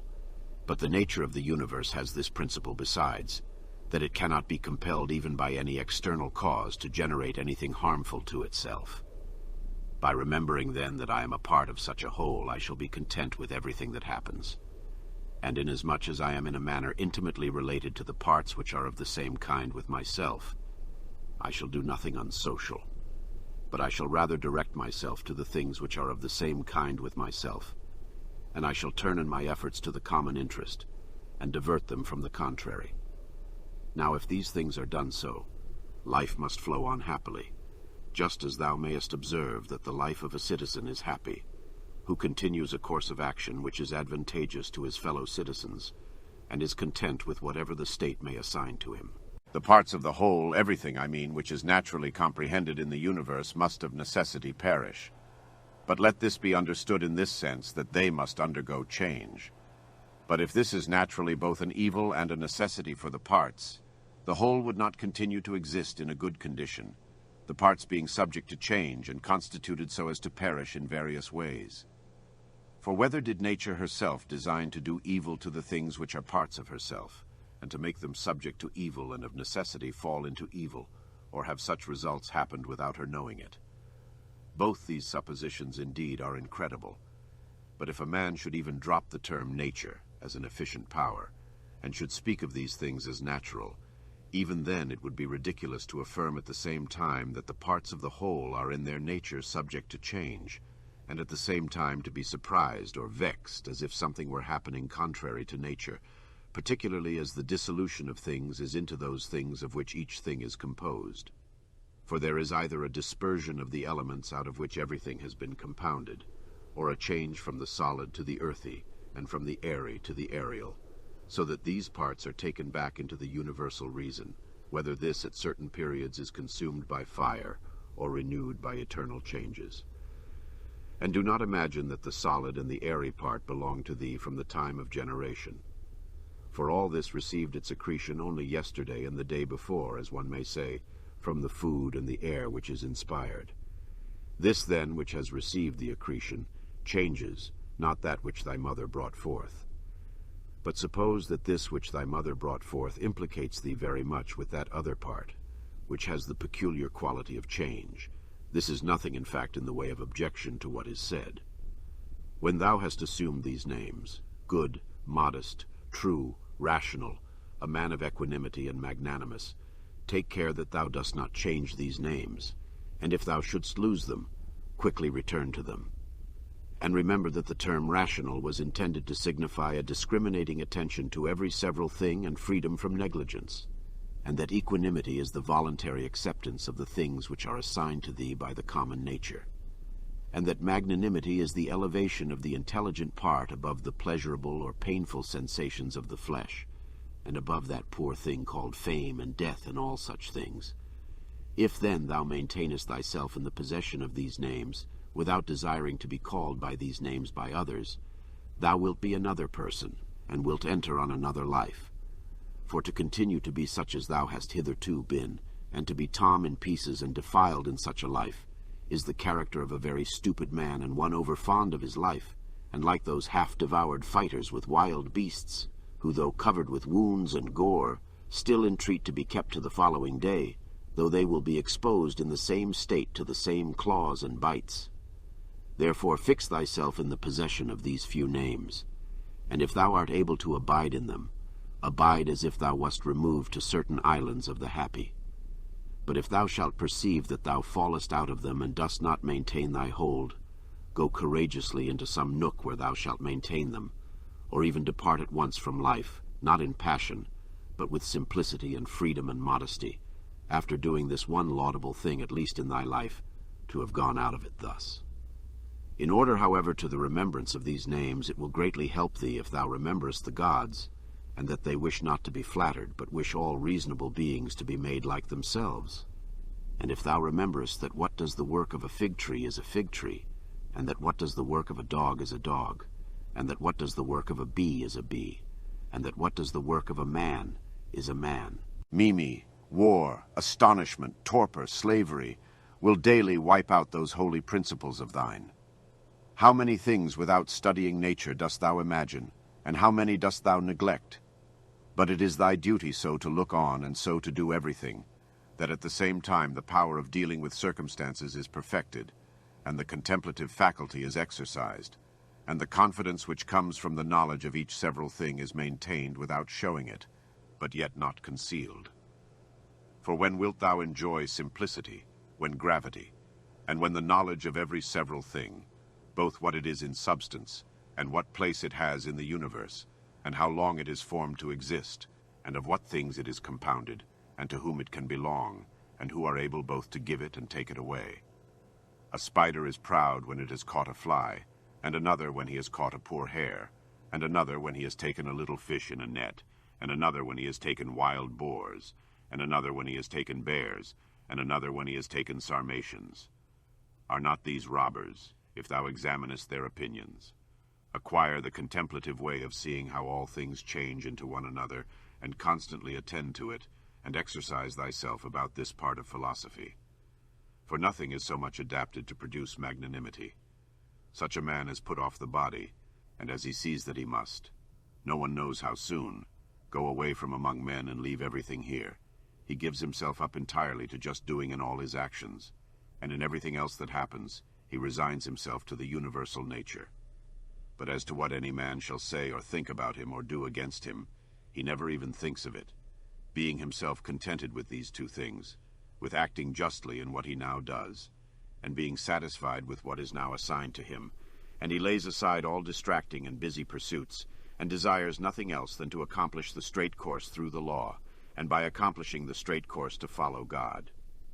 What need is there of suspicious fear, since it is in thy power to inquire what ought to be done? And if thou seest clear, go by this way content, without turning back. But if thou dost not see clear, stop and take the best advisers. But if any other things oppose thee, go on according to thy powers with due consideration, keeping to that which appears to be just. For it is best to reach this object, and if thou dost fail, let thy failure be in attempting this. He who follows reason in all things is both tranquil and active at the same time, and also cheerful and collected. Inquire of thyself as soon as thou wakest from sleep, whether it will make any difference to thee, if another does what is just and right. It will make no difference. Thou hast not forgotten, I suppose, that those who assume arrogant airs in bestowing their praise or blame on others are such as they are at bed and at board. And thou hast not forgotten what they do, and what they avoid and what they pursue, and how they steal and how they rob, not with hands and feet, but with their most valuable part, by means of which there is produced, when a man chooses, fidelity, modesty, truth, law, a good demon, happiness. To her who gives and takes back all, to nature, the man who is instructed and modest says, give what thou wilt, take back what thou wilt. And he says this not proudly, but obediently and well pleased with her. Short is the little which remains to thee of life. Live as on a mountain. For it makes no difference whether a man lives there or here if he lives everywhere in the world as in a state, political community. Let men see, let them know a real man who lives according to nature. If they cannot endure him, let them kill him, for that is better than to live thus, as men do. No longer talk at all about the kind of man that a good man ought to be, but be such. Constantly contemplate the whole of time and the whole of substance, and consider that all individual things as to substance are a grain of a fig, and as to time, the turning of a gimlet. Look at everything that exists, and observe that it is already in dissolution and in change, and as it were putrefaction or dispersion, or that everything is so constituted by nature as to die. Consider what men are when they are eating, sleeping, generating, easing themselves, and so forth. Then what kind of men they are when they are imperious and arrogant, or angry and scolding from their elevated place. But a short time ago to how many they were slaves, and for what things, and after a little time consider in what a condition they will be. That is for the good of each thing, which the universal nature brings to each, and it is for its good at the time when nature brings it. The earth loves the shower, and the solemn ether loves, and the universe loves to make whatever is about to be. I say then to the universe, that I love as thou lovest, and is not this too said, that this or that loves is wont to be produced? Either thou livest here and hast already accustomed thyself to it, or thou art going away, and this was thy own will, or thou art dying and hast discharged thy duty. But besides these things there is nothing. Be of good cheer then.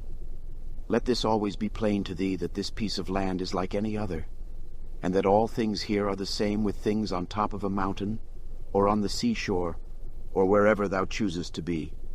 For thou wilt find just what Plato says, dwelling within the walls of a city as in a shepherd's fold on a mountain. What is my ruling faculty now to me, and of what nature am I now making it, and for what purpose am I now using it? Is it void of understanding? Is it loosed and rent asunder from social life? Is it melted into and mixed with the poor flesh so as to move together with it? He who flies from his master is a runaway, but the law is master, and he who breaks the law is a runaway. And he also who is grieved or angry or afraid, is dissatisfied because something has been or is or shall be of the things which are appointed by him who rules all things, and he is law, and assigns to every man what is fit. He then who fears or is grieved or is angry is a runaway. A man deposits seed in a womb and goes away, and then another cause takes it, and labors on it, and makes a child. What a thing from such a material! Again the child passes food down through the throat, and then another cause takes it and makes perception and motion, and in fine life and strength and other things. How many and how strange I observe then the things which are produced in such a hidden way, and see the power just as we see the power which carries things downwards and upwards, not with the eyes, but still no less plainly. Constantly consider how all things such as they now are in time past also were, and consider that they will be the same again. And place before thy eyes entire dramas and stages of the same form, whatever thou hast learned from thy experience or from older history, for example, the whole court of Hadrian and the whole court of Antoninus, and the whole court of Philip Alexander Croesus, for all those were such dramas as we see now, only with different actors. Imagine every man who is grieved at anything or discontented to be like a pig which is sacrificed and kicks and screams. Like this pig also is he who on his bed in silence laments the bonds in which we are held. And consider that only to the rational animal is it given to follow voluntarily what happens, but simply to follow is a necessity imposed on all. Severally on the occasion of everything that thou doest, pause and ask thyself, if death is a dreadful thing because it deprives thee of this. When thou art offended at any man's fault, forthwith turn to thyself and reflect in what like manner thou dost err thyself. For example, in thinking that money is a good thing, or pleasure, or a bit of reputation and the like. For by attending to this thou wilt quickly forget thy anger, if this consideration also is added, that the man is compelled. For what else could he do? Or if thou art able, take away from him the compulsion. When thou hast seen Satyron the Socratic, think of either Eutyches or Hymen. And when thou hast seen Euphrates, think of Eutychian or Silvanus. And when thou hast seen Alciphron, think of Tropiophorus. And when thou hast seen Xenophon, think of Crito or Severus.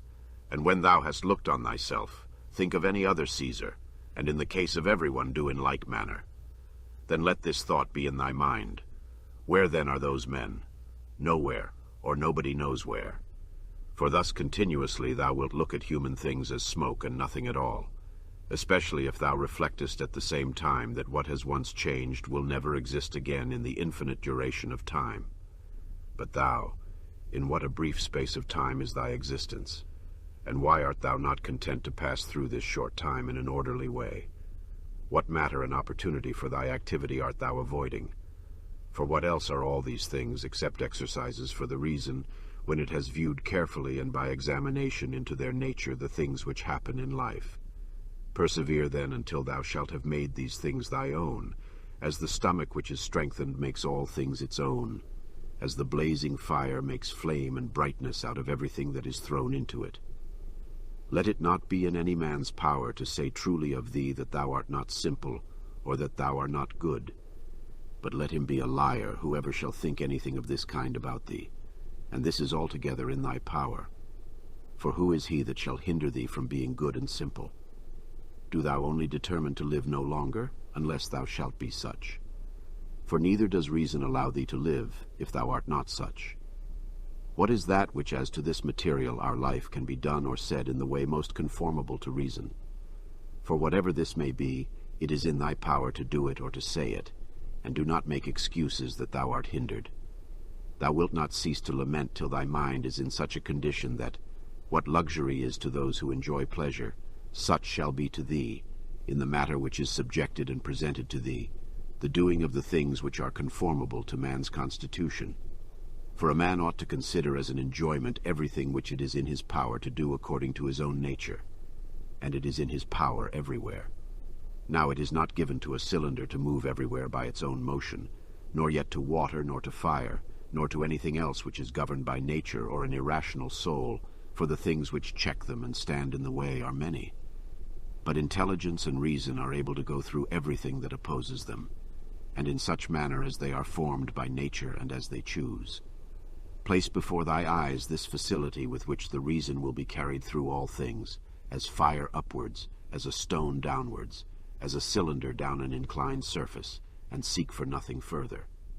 For all other obstacles either affect the body only which is a dead thing, or except through opinion and the yielding of the reason itself, they do not crush nor do any harm of any kind, for if they did, he who felt it would immediately become bad.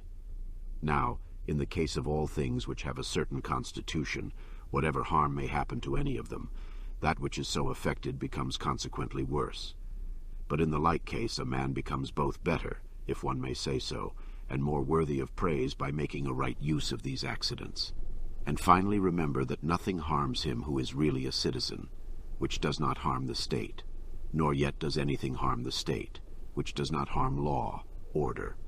And of these things which are called misfortunes not one harms law. What then does not harm law does not harm either state or citizen.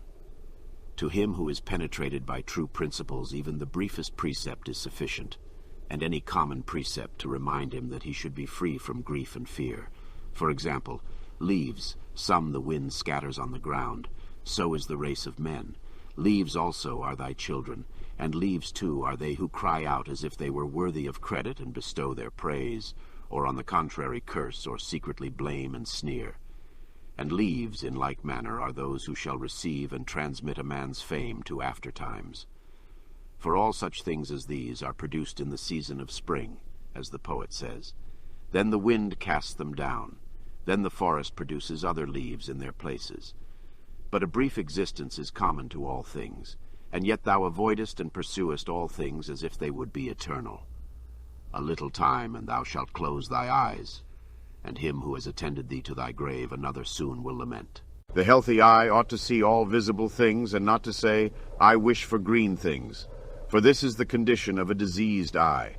And the healthy hearing and smelling ought to be ready to perceive all that can be heard and smelled. And the healthy stomach ought to be with respect to all food, just as the mill with respect to all things which it is formed to grind. And accordingly the healthy understanding ought to be prepared for everything which happens. But that which says, Let my dear children live, and let all men praise whatever I may do, is an eye which seeks for green things, or teeth which seek for soft things. There is no man so fortunate that there shall not be by him when he is dying some who are pleased with what is going to happen. Suppose that he was a good and wise man. Will there not be at last someone to say to himself, Let us at last breathe freely, being relieved from this schoolmaster? It is true that he was harsh to none of us, but I perceive that he tacitly condemns us. This is what is said of a good man. But in our own case, how many other things are there for which there are many who wish to get rid of us? Thou wilt consider this then when thou art dying, and thou wilt depart more contentedly by reflecting thus. I am going away from such a life, in which even my associates, in behalf of whom I have striven so much, prayed and cared, themselves wish me to depart, hoping perchance to get some little advantage by it. Why then should a man cling to a longer stay here? Do not, however, for this reason go away less kindly disposed to them, but preserving thy own character, and friendly and benevolent and mild, and on the other hand not as if thou wast torn away, but as when a man dies a quiet death, the poor soul is easily separated from the body. Such also ought thy departure from men to be, for nature united thee to them and associated thee. But does she now dissolve the union? Well, I am separated as from kinsmen, not however dragged resisting, but without compulsion. For this too is one of the things according to nature. Accustom thyself as much as possible on the occasion of anything being done by any person to inquire with thyself, for what object is this man doing this? But begin with thyself, and examine thyself first. Remember that this which pulls the strings is the thing which is hidden within. This is the power of persuasion. This is life. This, if one may so say, is man. In contemplating thyself, never include the vessel which surrounds thee, and these instruments which are attached about it. For they are like to an axe, differing only in this that they grow to the body. For indeed there is no more use in these parts without the cause which moves and checks them than in the weaver's shuttle, and the writer's pen, and the driver's whip. Book 11. These are the properties of the rational soul. It sees itself, analyzes itself, and makes itself such as it chooses. The fruit which it bears itself enjoys. for the fruits of plants, and that in animals which corresponds to fruits others enjoy, it obtains its own end, wherever the limit of life may be fixed. Not as in a dance and in a play and in such like things, where the whole action is incomplete if anything cuts it short, but in every part and wherever it may be stopped, it makes what has been set before it full and complete, so that it can say, I have what is my own. And further it traverses the whole universe, and the surrounding vacuum, and surveys its form, and it extends itself into the infinity of time, and embraces and comprehends the periodical renovation of all things, and it comprehends that those who come after us will see nothing new, nor have those before us seen anything more, but in a manner he who is 40 years old, if he has any understanding at all, has seen by virtue of the uniformity that prevails all things which have been, and all that will be. This too is a property of the rational soul, love of one's neighbor, and truth and modesty, and to value nothing more than itself, which is also the property of law. Thus then right reason differs not at all from the reason of justice. Thou wilt set little value on pleasing song and dancing and the pancratium, if thou wilt distribute the melody of the voice into its several sounds, and ask thyself as to each, if thou art mastered by this. For thou wilt be prevented by shame from confessing it. And in the matter of dancing, if at each movement and attitude thou wilt do the same, and the like also in the matter of the pancratium. In all things, then, except virtue and the acts of virtue, remember to apply thyself to their several parts, and by this division to come to value them little, and apply this rule also to thy whole life. What a soul that is which is ready, if at any moment it must be separated from the body, and ready either to be extinguished or dispersed or continue to exist, but so that this readiness comes from a man's own judgment, not from mere obstinacy, as with the Christians, but considerately and with dignity, and in a way to persuade another, without tragic show. Have I done something for the general interest? Well, then I have had my reward.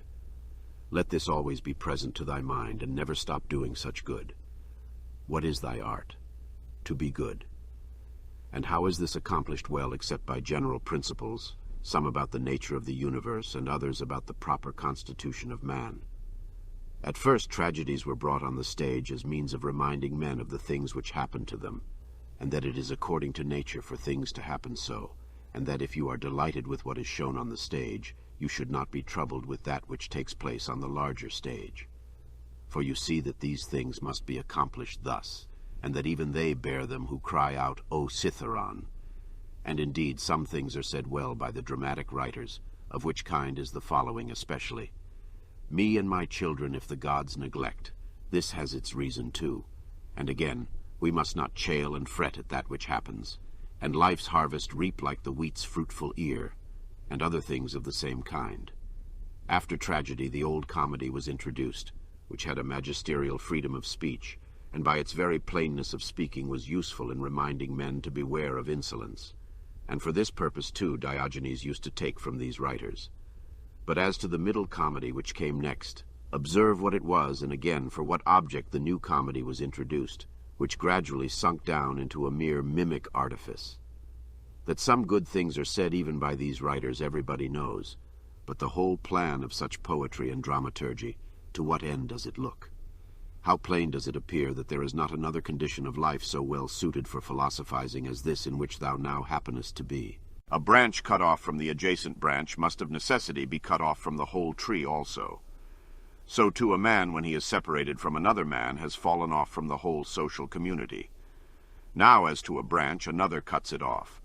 But a man by his own act separates himself from his neighbor when he hates him and turns away from him, and he does not know that he has at the same time cut himself off from the whole social system. Yet he has this privilege certainly from Zeus, who framed society, for it is in our power to grow again to that which is near to us, and be to come a part which helps to make up the whole. However, if it often happens, this kind of separation, it makes it difficult for that which detaches itself to be brought to unity, and to be restored to its former condition. Finally, the branch, which from the first grew together with the tree, and has continued to have one life with it, is not like that which after being cut off is then engrafted. For this is something like what the gardeners mean when they say that it grows with the rest of the tree. but that it has not the same mind with it.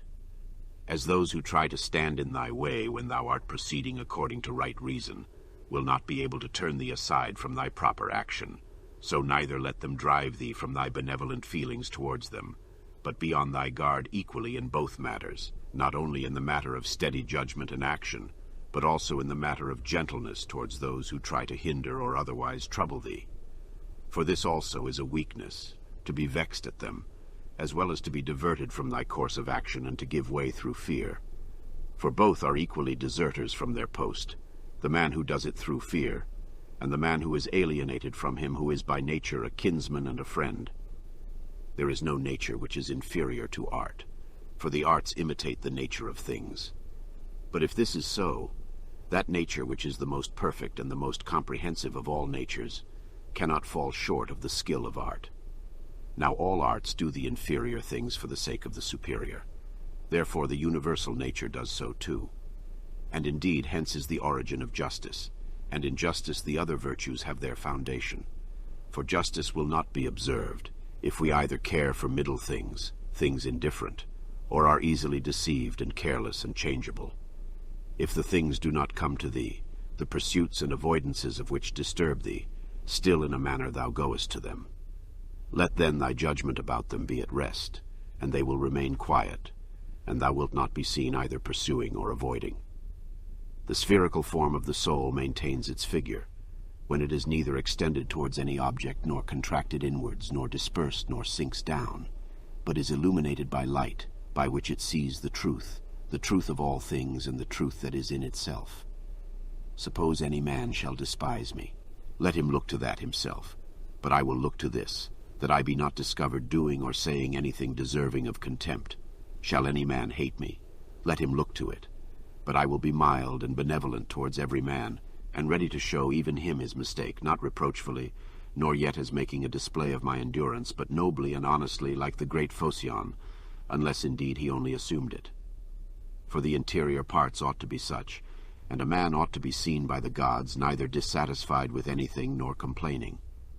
For what evil is it to thee, if thou art now doing what is agreeable to thy own nature, and art satisfied with that which at this moment is suitable to the nature of the universe, since thou art a human being placed at thy post in order that what is for the common advantage may be done in some way?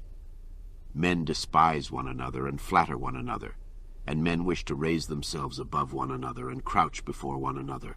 How unsound and insincere is he who says, I have determined to deal with thee in a fair way. What art thou doing, man? There is no occasion to give this notice. It will soon show itself by acts. The voice ought to be plainly written on the forehead. Such as a man's character is, he immediately shows it in his eyes, just as he who is beloved forthwith reads everything in the eyes of lovers. The man who is honest and good ought to be exactly like a man who smells strong, so that the bystander, as soon as he comes near him, must smell whether he choose or not. But the affectation of simplicity is like a crooked stick. Nothing is more disgraceful than a wolfish friendship, false friendship. Avoid this most of all. The good and simple and benevolent show all these things in the eyes, and there is no mistaking. As to living in the best way, this power is in the soul, if it be indifferent to things which are indifferent. And it will be indifferent if it looks on each of these things separately and all together, and if it remembers that not one of them produces in us an opinion about itself, nor comes to us. But these things remain immovable, and it is we ourselves who produce the judgments about them, and, as we may say, write them in ourselves, it being in our power not to write them, and it being in our power, if perchance these judgments have imperceptibly got admission to our minds, to wipe them out. And if we remember also that such attention will only be for a short time, and then life will be at an end. Besides, what trouble is there at all in doing this? For if these things are according to nature, rejoice in them, and they will be easy to thee. But if contrary to nature, seek what is conformable to thy own nature, and strive towards this, even if it bring no reputation. For every man is allowed to seek his own good. Consider whence each thing is come, and of what it consists, and into what it changes, and what kind of a thing it will be when it has changed, and that it will sustain no harm. If any have offended against thee, consider first, what is my relation to men, and that we are made for one another, and in another respect, I was made to be set over them, as a ram over the flock or a bull over the herd. But examine the matter from first principles, from this.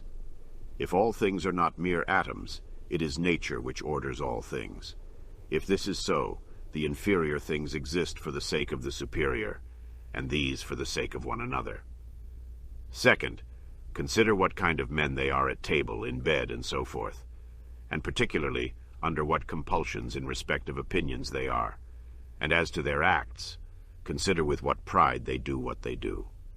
Third, that if men do rightly what they do, we ought not to be displeased, but if they do not right, it is plain that they do so involuntarily and in ignorance. For as every soul is unwillingly deprived of the truth, so also is it unwillingly deprived of the power of behaving to each man according to his deserts.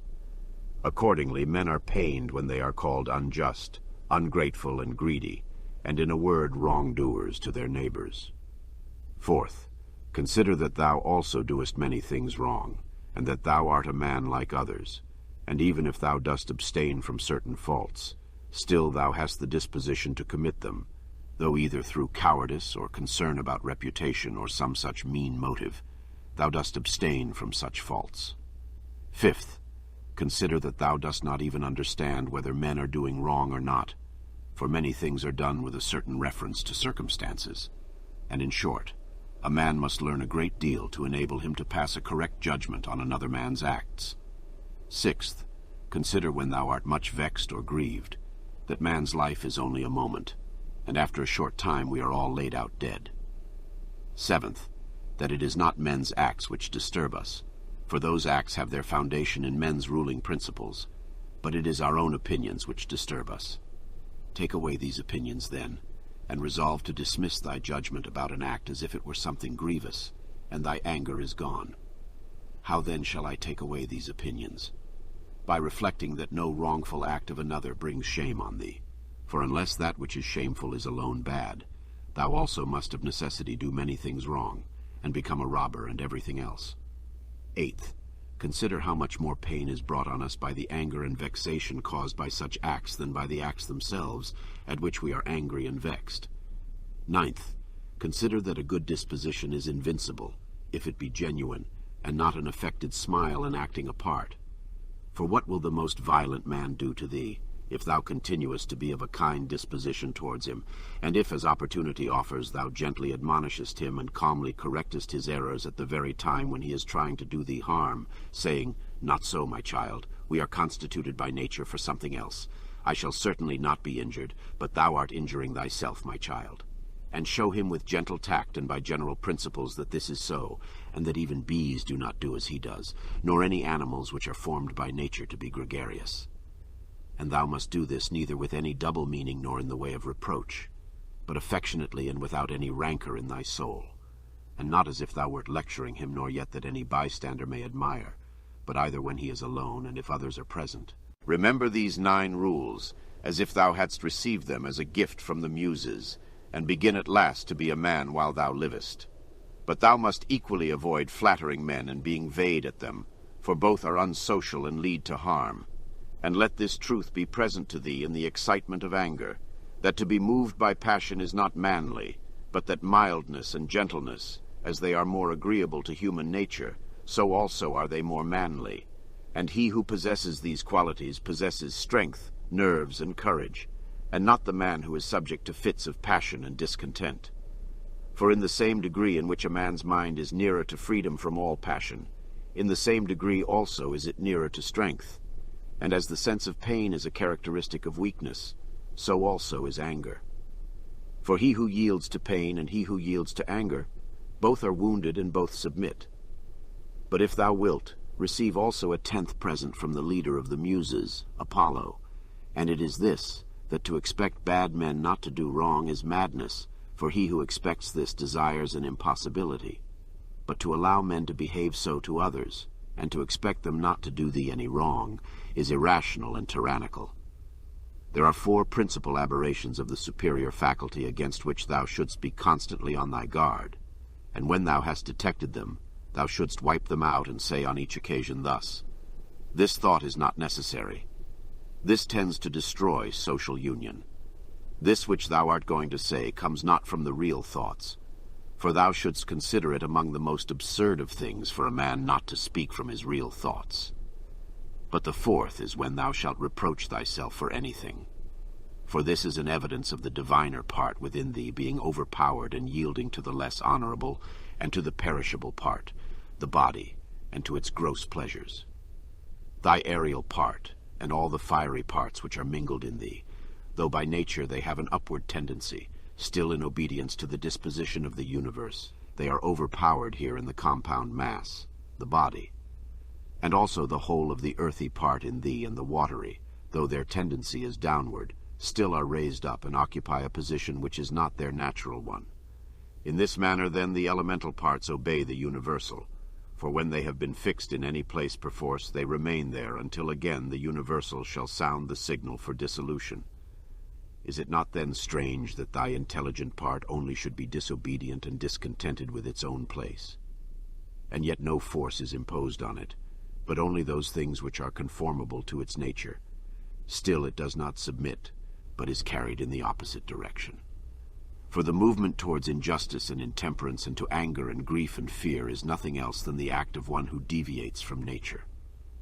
And also when the ruling faculty is discontented with anything that happens, then too it deserts its post, for it is constituted for piety and reverence towards the gods no less than for justice. For these qualities also are comprehended under the generic term of contentment with the constitution of things, and indeed they are prior to acts of justice. He who has not one and always the same object in life cannot be one and the same all through his life. But what I have said is not enough, unless this also is added, what this object ought to be. For as there is not the same opinion about all the things which in some way or other are considered by the majority to be good, but only about some certain things, that is, things which concern the common interest, so also ought we to propose to ourselves an object which shall be of a common kind, social and political. For he who directs all his own efforts to this object will make all his acts alike, and thus will always be the same. Think of the country mouse and of the town mouse, and of the alarm and trepidation of the town mouse. Socrates used to call the opinions of the many by the name of lamiae, bugbears to frighten children. The Lacedaemonians at their public spectacles used to set seats in the shade for strangers, but themselves sat down anywhere. Socrates excused himself to Perdiccas for not going to him, saying, "It is because I would not perish by the worst of all ends. That is, I would not receive a favor and then be unable to return it." In the writings of the Ephesians there was this precept, constantly to think of someone of the men of former times who practiced virtue. The Pythagoreans bid us in the morning look to the heavens, that we may be reminded of those bodies which continually do the same things, and in the same manner perform their work, and also be reminded of their purity and nudity. For there is no veil over a star. Consider what a man Socrates was when he dressed himself in a skin, after Xanthippe had taken his cloak and gone out, and what Socrates said to his friends who were ashamed of him and drew back from him when they saw him dressed thus. Neither in writing nor in reading wilt thou be able to lay down rules for others before thou shalt have first learned to obey rules thyself. Much more is this so in life. A slave thou art, free speech is not for thee, and my heart laughed within. And virtue they will curse, speaking harsh words. To look for the fig in winter is a madman's act. Such is he who looks for his child when it is no longer allowed. When a man kisses his child, said Epictetus, he should whisper to himself, "Tomorrow perchance thou wilt die." But those are words of bad omen. No word is a word of bad omen, said Epictetus, which expresses any work of nature. Or if it is so, it is also a word of bad omen to speak of the ears of corn being reaped. The unripe grape, the ripe bunch, the dried grape, all are changes not into nothing, but into something which exists not yet. No man can rob us of our free will. Epictetus also said, "A man must discover an art, or rules, with respect to giving his assent, and in respect to his movements he must be careful that they be made with regard to circumstances, that they be consistent with social interests, that they have regard to the value of the object. And as to sensual desire, he should altogether keep away from it. And as to avoidance, aversion, he should not show it with respect to any of the things which are not in our power. The dispute then, he said, is not about any common matter, but about being mad or not. Socrates used to say, "What do you want? Souls of rational men or irrational? Souls of rational men. Of what rational men? Sound or unsound? Sound. Why then do you not seek for them? Because we have them. Why then do you fight and quarrel?" Book 12. All those things at which thou wishest to arrive by a circuitous road, thou canst have now, if thou dost not refuse them to thyself. And this means, if thou wilt take no notice of all the past, and trust the future to providence, and direct the present only conformably to piety and justice. Conformably to piety, that thou mayest be content with the lot which is assigned to thee, for nature designed it for thee and thee for it. Conformably to justice, that thou mayest always speak the truth freely and without disguise, and do the things which are agreeable to law and according to the worth of each. And let neither another man's wickedness hinder thee, nor opinion nor voice, nor yet the sensations of the poor flesh which has grown about thee. For the passive part will look to this. If then, whatever the time may be when thou shalt be near to thy departure, neglecting everything else, thou shalt respect only thy ruling faculty and the divinity within thee. And if thou shalt be afraid not, because thou must sometime cease to live, but if thou shalt fear never to have begun to live according to nature, then thou wilt be a man worthy of the universe which has produced thee, and thou wilt cease to be a stranger in thy native land, and to wonder at things which happen daily as if they were something unexpected, and to be dependent on this or that. God sees the minds, ruling principles of all men bared of the material vesture and rind and impurities. For with his intellectual part alone he touches the intelligence only which has flowed and been derived from himself into these bodies. And if thou also usest thyself to do this, thou wilt rid thyself of thy much trouble. For he who regards not the poor flesh which envelops him, surely will not trouble himself by looking after raiment and dwelling and fame and such like externals and show. The things are three of which thou art composed, a little body, a little breath, life, intelligence. Of these the first two are thine, so far as it is thy duty to take care of them, but the third alone is properly thine. Therefore if thou shalt separate from thyself, that is, from thy understanding, whatever others do or say, and whatever thou hast done or said thyself, and whatever future things trouble thee because they may happen, and whatever in the body which envelops thee or in the breath life, which is by nature associated with the body, is attached to thee independent of thy will, and whatever the external circumfluent vortex whirls round, so that the intellectual power exempt from the things of fate can live pure and free by itself, doing what is just and accepting what happens and saying the truth. If thou wilt separate, I say, from this ruling faculty the things which are attached to it by the impressions of sense, and the things of time to come and of time that is past, and wilt make thyself like Empedocles' sphere, all round, and in its joyous rest reposing, and if thou shalt strive to live only what is really thy life, that is, the present, then thou wilt be able to pass that portion of life which remains for thee up to the time of thy death, free from perturbations, nobly, and obedient to thy own demon, to the God that is within thee. I have often wondered how it is that every man loves himself more than all the rest of men, but yet sets less value on his own opinion of himself than on the opinion of others. If then a god or a wise teacher should present himself to a man and bid him to think of nothing and to design nothing which he would not express as soon as he conceived it, he could not endure it even for a single day. So much more respect have we to what our neighbors shall think of us than to what we shall think of ourselves.